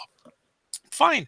But now it's all, upside down. It's not about what you do, it's what you believe. Who gives a crap what you believe? I mean, as long as you're keeping Torah, as long as you're keeping, clearly, like, if you're worshiping Zeus or Apollo, right, so you're not going to want to keep Torah, right? But as long as you understand that these laws work, and because they work on such a profound level, it must have been given to you by some miraculous, loving lawgiver, God, right? A God. And that's it. And that's when the command of loving God comes in. It's like when you see how these laws work, now what you have to do is show gratitude. And that's it. Love God. Why? Because he loved you first by giving you a standard that separated you from the animal. It's very simple. Why is it's so clear? I was debating a Christian last week, on my channel. His name is Luke Rappaport. Nice guy, very knowledgeable, right? But he kept on, I think it was Deuteronomy chapter 28. He kept on quoting. He's like, oh, well, here it says, cursed is anyone who doesn't commit himself to do the commandments in this law, right? And then I was just like, I've heard this verse before, right? Of course, he was taking it out of context, like saying that this means that anyone who doesn't keep the Torah perfectly is cursed. That's not what it says. It says, cursed is anyone who doesn't commit himself to keep this law. Curse is anybody. And then I was thinking back to Parshat Re'eh, where it says that choose life that you shall live. Choose these commandments and do them so you shall live. And if you don't choose them, you'd be living a life of cursing. So here it's just reiterating that anybody, Hebrew, Gentile, Puerto Rican, anyone who does not commit himself to keep this law is already cursed. That's it. Where do Noahites come in? No, it's because a Noahide is already cursed. And it appears like this in Yevamos in the Talmud. It says that converts suffer in this world for delaying their conversion.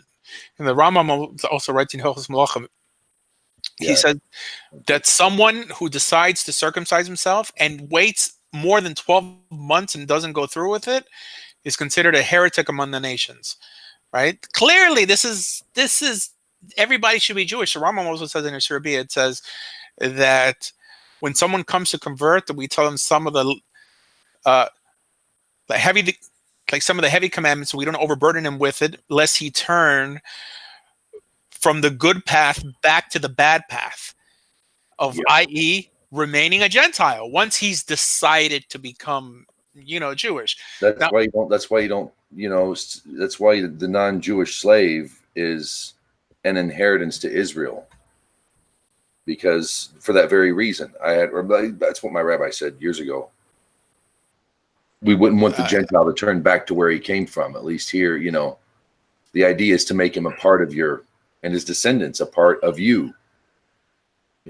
Everyone says, "Oh, you can own the Gentile slave for life." No, nobody has slave for life. It doesn't work like that. But I have a question. I brought this up. Wait. Like you could own a Gentile slave for life, like if he never, like shows desire to convert, or he's freed, or have a wife and kids, and want to make a world for himself. No, the Jubilee doesn't apply to Gentile slaves. I mean, that's just for Jewish slaves.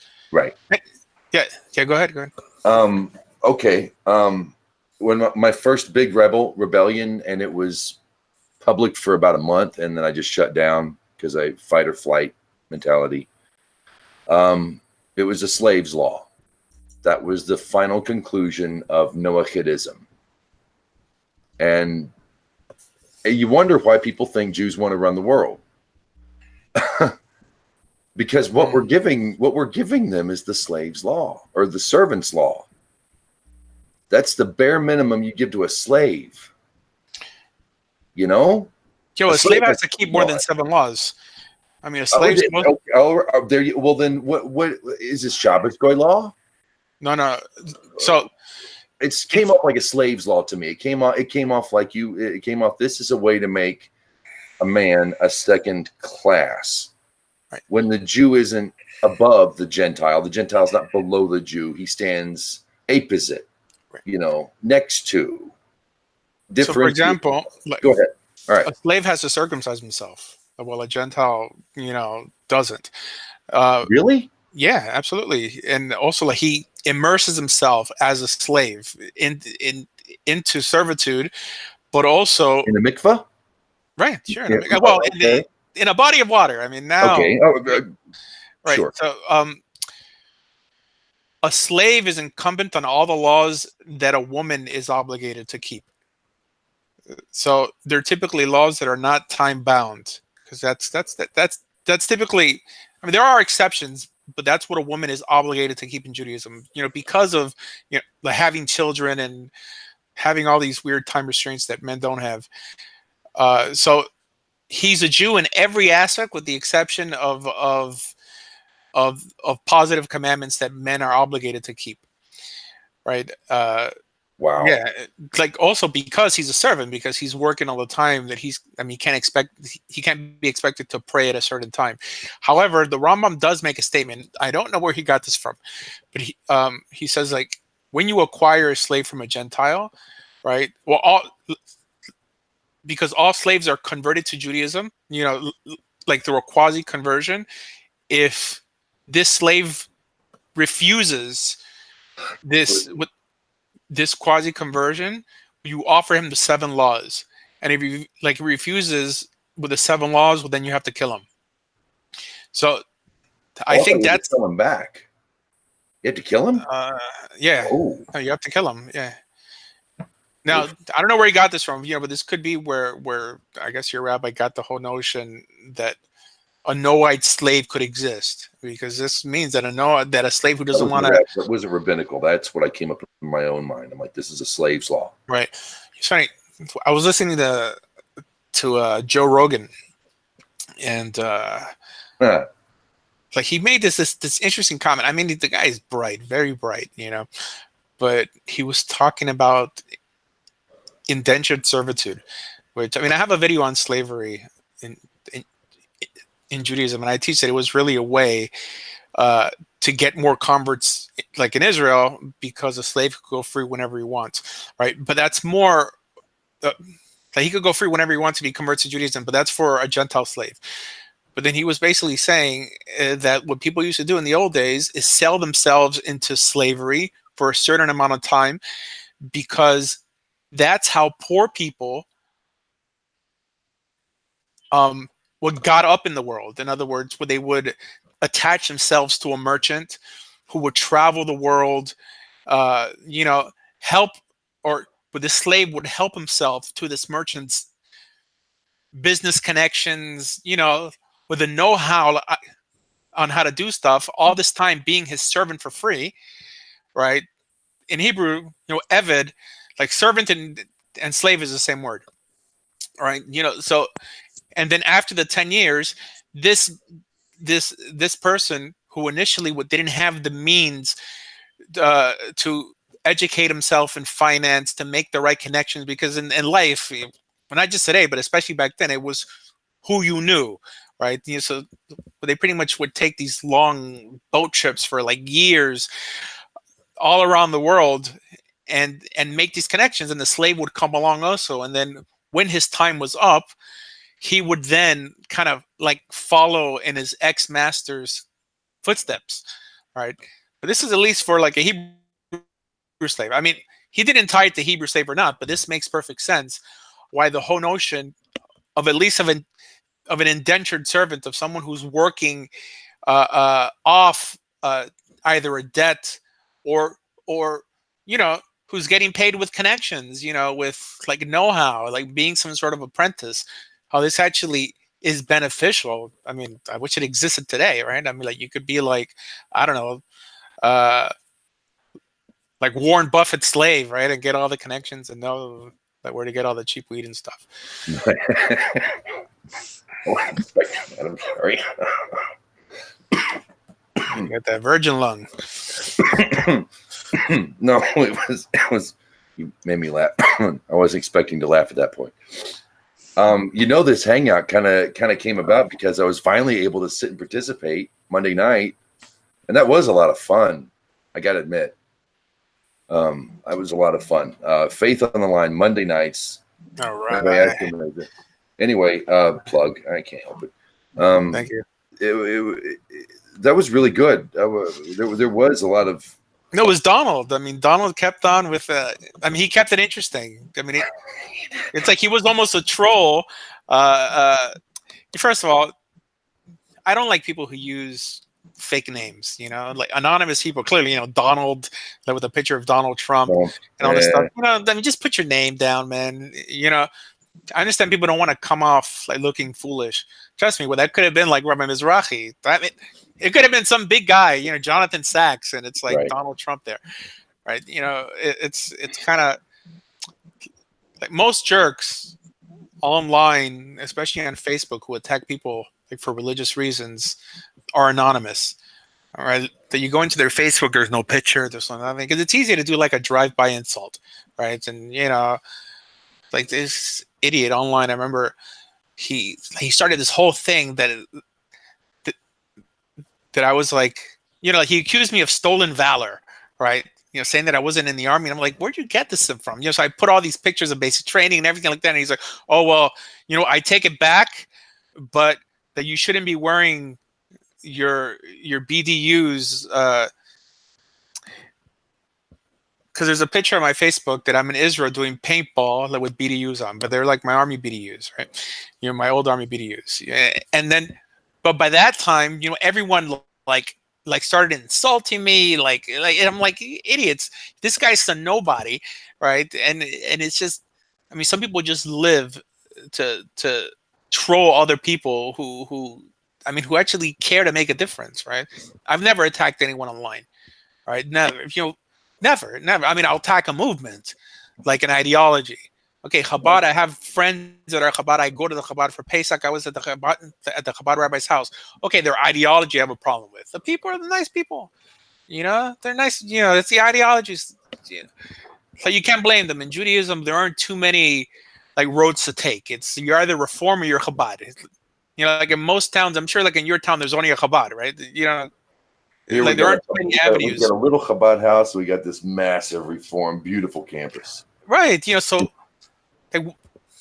I think God is going to be overlooking like the rejection of Torah by many secular Jews because they really don't have a viable alternative to secularism. I don't think Reform or Chabad are viable alternatives to anybody, right? I just don't see it. So I can't blame someone who doesn't want to be Reform. I can't blame someone who doesn't want to be Chabad, who doesn't, I don't want my wife to wear a wig. I don't want, so I try to offer people like a more rational form of Judaism. Like some people Are like more rational than any other thing, except Taoism maybe is about as rational, but not nearly as much fun. No, some people like the whole Hasidic lifestyle, especially the kooks. There's some people who are going to fall into extremes no matter what they go into, right? I mean, they'll be like hardcore Pentecostal, and they'll become Jewish, and they'll become Satmar, right? They have that with that zealot gene in them, you know. But with the average guy who just wants to go to work, you know, have a wife, couple kids, you know, like he doesn't want to have to grow his beard, you know, because Chabadniks aren't allowed to like trim their beard, right? And then the women have to wear a wig and then stockings, and it's all like, and everything about the Rebbe. It's a cult already. You know, why can there just be? Well, there is with different types of synagogues, but I mean, within Orthodoxy, but you have to go to bigger Jewish communities, like the Young Israel or like more modern Orthodox things. And those people, and they're also kind of, you know, cliquish, you know, because it's all about money, right? Jews, it's like, it's all about money. You know, if you got money, well, they'll respect you. I mean, it's really like women in an Orthodox synagogue, it's like a fashion show, right? You know, where they're trying to show off how much, you know, like their Tory bird shoes and their little hermit bags and all that stuff, you know. So if you don't got money, it's kind of, it feels bad, you know. And also, yeah, it's all about. I worry about the class thing to some degree, because when you're forced into money, if you will, and you know, and it does go. I mean, money is Torah. It's there. I mean, there's a reason for money. I believe it's, you know, I'm not knocking money in and of itself any more than I would knock a knife, but you know, I do feel that disparity. I don't want to stink up the place because I am rather common. I dress very plainly. I'm very common, you know, dude. I don't have a lot of money. My car whistles, you know, when I drive it. Anyway, I want to ask everybody before we shut off the live portion, because I want to get, and Rabbi, I want to come to you too, but topic of the night, because it was brought up in the Parsha tonight, but I want to discuss, you know, when it comes to kosher, if there's something you could say the Torah gives you that you could pass on to your fellow dude out there, the joy of Torah, the greatness of Torah, when it comes to being kosher and kosher laws, and okay, not necessarily direct, complete, absolute, you know, what we do live in a world, in the world, okay. But what does it teach you? What could you pass on to people who are new to this, who are curious or interested? I want to start with one of the ladies, Carla or Rosalie. Have you anything to offer? Carla, you're converting. You probably know more about. I know you know more about this than I do. I don't think it's something that I get from Torah, but I get from people in this group and stuff, is not to listen to the crazies. When I first started the process, I was all, you know, super, you know, Nugger on Passover, and you know, only this texture and not that texture, and I was doing all this extra stuff and making myself crazy when I didn't really have to do it, because I was listening to the crazies. So now you know, you got to study it for yourself. You got to learn it for yourself. You can't just go by what someone tells you. Excellent, Rosalie, my lady. Yes. What's what do you get out of the kosher laws? How does it, you know, what do you get from it that you think other people might get from the average Joe? Speaking of Donald Trump, hello. Hey, Don, we'll get right to you. Shalom, welcome to the group. Go. I really haven't thought about it one way or another, to be honest about it, because I know I can't afford it. So, and I'm nowhere near where I could do anything about kosher ability anyway. Unless, like Jacob said, yeah, we got Hebrew National and I don't want a hot dog. It's about all we got, right? Right. So, it doesn't right now apply to me because I really don't have a thought about it. But I'm sure people would be healthier if they did do it, because the quality of meat's better. Yeah. Wade, any thoughts, sir? How you doing this evening? Doing good, man. Did you say Wade? Yeah. Wait, Okay. you had a heart attack, man? Yeah, unfortunately, yes. Yeah, but you're so young. Yeah, that's what I said. They kept on doing it anyway.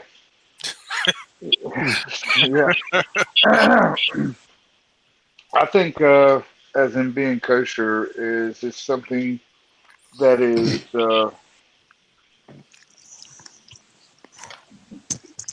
that you from the Gentiles to separate you a whole lot. If you're whatever you eat, it's going to be noticed.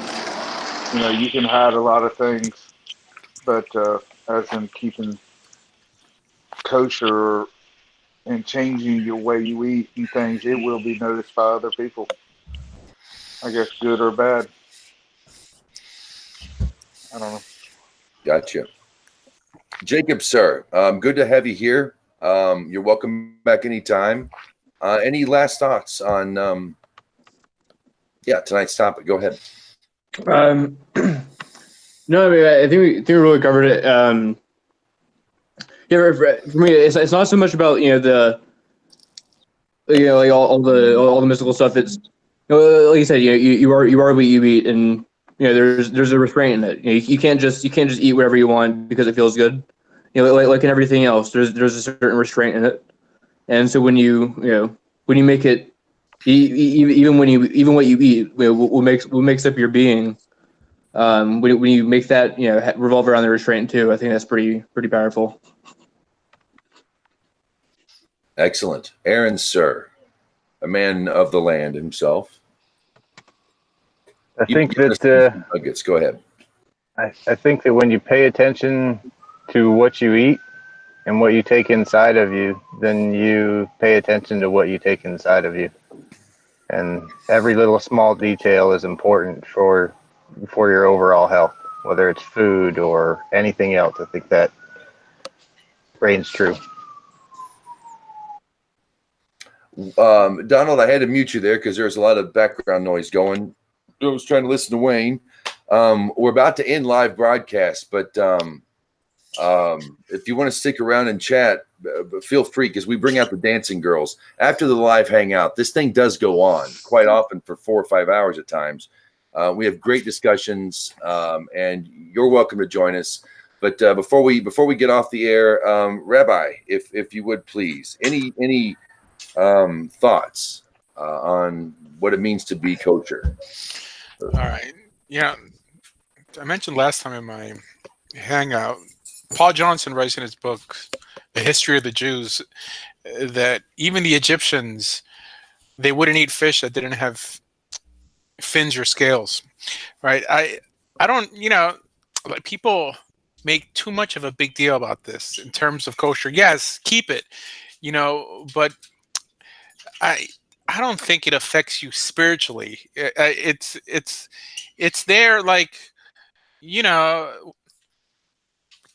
with just a ceremonial edict to keep, right? But it's like,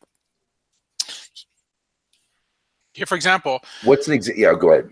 Yeah, like Chabad writes, or it states in the, I think, it's in the Tanya. It states that so it's a story that the Alter Rebbe said of a kid who started doubting his faith because his mother accidentally fed him non-Chalav Yisrael milk, right? So that's right. So non-Chalav Yisrael, Chabad drinks Chalav Yisrael, right? Which is like a higher level of dairy that it's not necessarily. I mean, it's called Chalav Yisrael, but that doesn't mean that it's milk.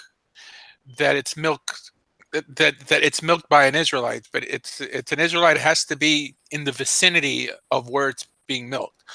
While in America, most non-Hasidic Jews are allowed to drink like regular milk, right? Because the FDA here ensures that no pig's milk is going to creep in. But the point is that it teaches that Kabbalistic Judaism teaches that things that you don't know that are happening to you could affect you spiritually, right? And I just think that it's such a silly concept, right? In other words, now clearly in life, right? It's like if you're eating poison, yes, it's going to affect your health. But I think things affecting you spiritually that we assume it's ultimately like a punishment from God. That whether you drop your religion or you come to religion, I mean, but to begin with, right? At least that's just. Everything in the world can be just, but in terms of the reward and punishment and how God deals with us, that has to be a just playing field. Saying that because someone is accidentally going to switch your, I don't know, like your peanut butter to non-kosher peanut butter, that you're going to end up dropping religion, I think it's a dumbing down of religion. So I think that kosher laws are just something you have to do, right? And being that other civilizations had similar kosher laws to ours, I don't think that we should spend so much time, I mean, there's just so many more things to not just learn, but to do, right? Which are like the ethical laws. It's because Judaism doesn't proselytize, it starts to consume itself on like trivial subjects, right? Kosher law, okay, we all know we have to keep kosher, but I mean, it's really extortion. It's become extortion, right? You can't eat Hebrew National, right? The Orthodox Jews don't eat Hebrew National. I don't know why. It's under an Orthodox, the hashkacha, like the like Heksher triangle K is Orthodox, but it's kind of like, oh, the cool kids don't eat that Heksher, right? You can't eat this, you can't eat that, and oh, are you sure it's kosher? This and that. It's already so stupid that when they could be worrying about more important things. Like the convert, they'll mistreat, right? They'll make Judaism look like backward and ridiculous by complaining, by being, by contradicting like basically every message the Torah told us, right? I mean, Jews are supposed to be like the least complainers, right? And right? More, right. Like you figure that. Like Jews would have learned their lesson from the wilderness, but they're the biggest complainers. It's like the opposite, and then they're proud of it. It's like, oh, especially like women who convert. They're like, oh, I'm a Jew. I'm like a Yiddish mama, and they start like taking up all these like bad traits that only because we see it on Seinfeld. I mean, this is not, it's time to repair it. And I think Jews could like learn from Christians, and you know what, like learn from whoever's doing things the right way. And what's the right way? Like we don't always know what the right way is, but we know that what the wrong way is, right? Because that's what God chastises you for, or chastised the Jews for in the wilderness, right? So I mean, some people, there's always there was a saying that like Hasidic Jews ask, like when they study Torah, they ask why, while like Litvish Jews, like Brisk and those that are like what's called misnagdim, like against the Hasidic movement, ask what, right? And that's really two camps there, because some people, like what they have to do is not enough, but they want to know why, right? So they spend all their time like theorizing all these ideas that are ultimately just subjective and conjecture, right? But of course, people walking around, quoting the rabbi like if Moses said it. Right. Instead of saying, no, I don't really give a crap why, just tell me what I got to do. That's it. Give me a list. Right. But if you have so much why, it's ultimately going to overtake the what, and you're going to forget the what, because you just built a new religion off the why. Right. Like you just said that when you were quoting the divine code. Well, here it says that the reason that we're forbidden, from partaking in Avraham min ha'chai, like eating limbs from an animal that's still alive, it's because of animal cruelty, right? That's them making up stuff which is not in the Torah. It may be true, but it's not in the Torah, right? And it's not in the Talmud. It's not mentioned by any rabbi, of the Mishnaic era. He included it under the what I think Rabbi Weiner did was include it under the prohibition of, but he doesn't link them, and I thought they did, and Aaron pointed out that he said they didn't. So when I went back and looked tonight, he doesn't actually conflate that.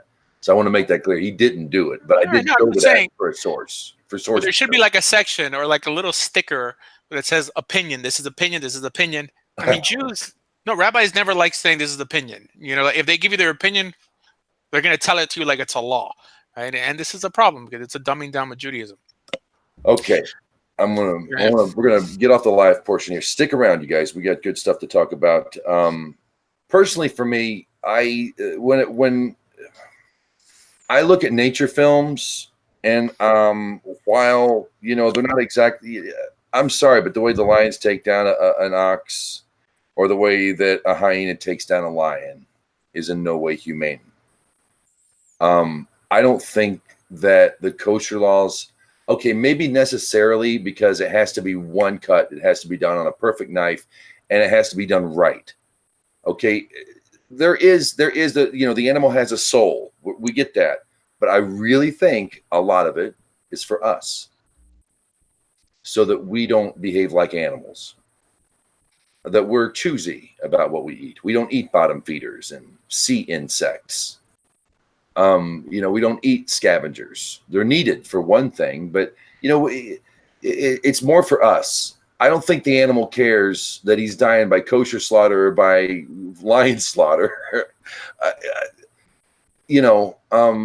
think it's more for us. I think it's there to teach us something and how we relate to, his creatures as well.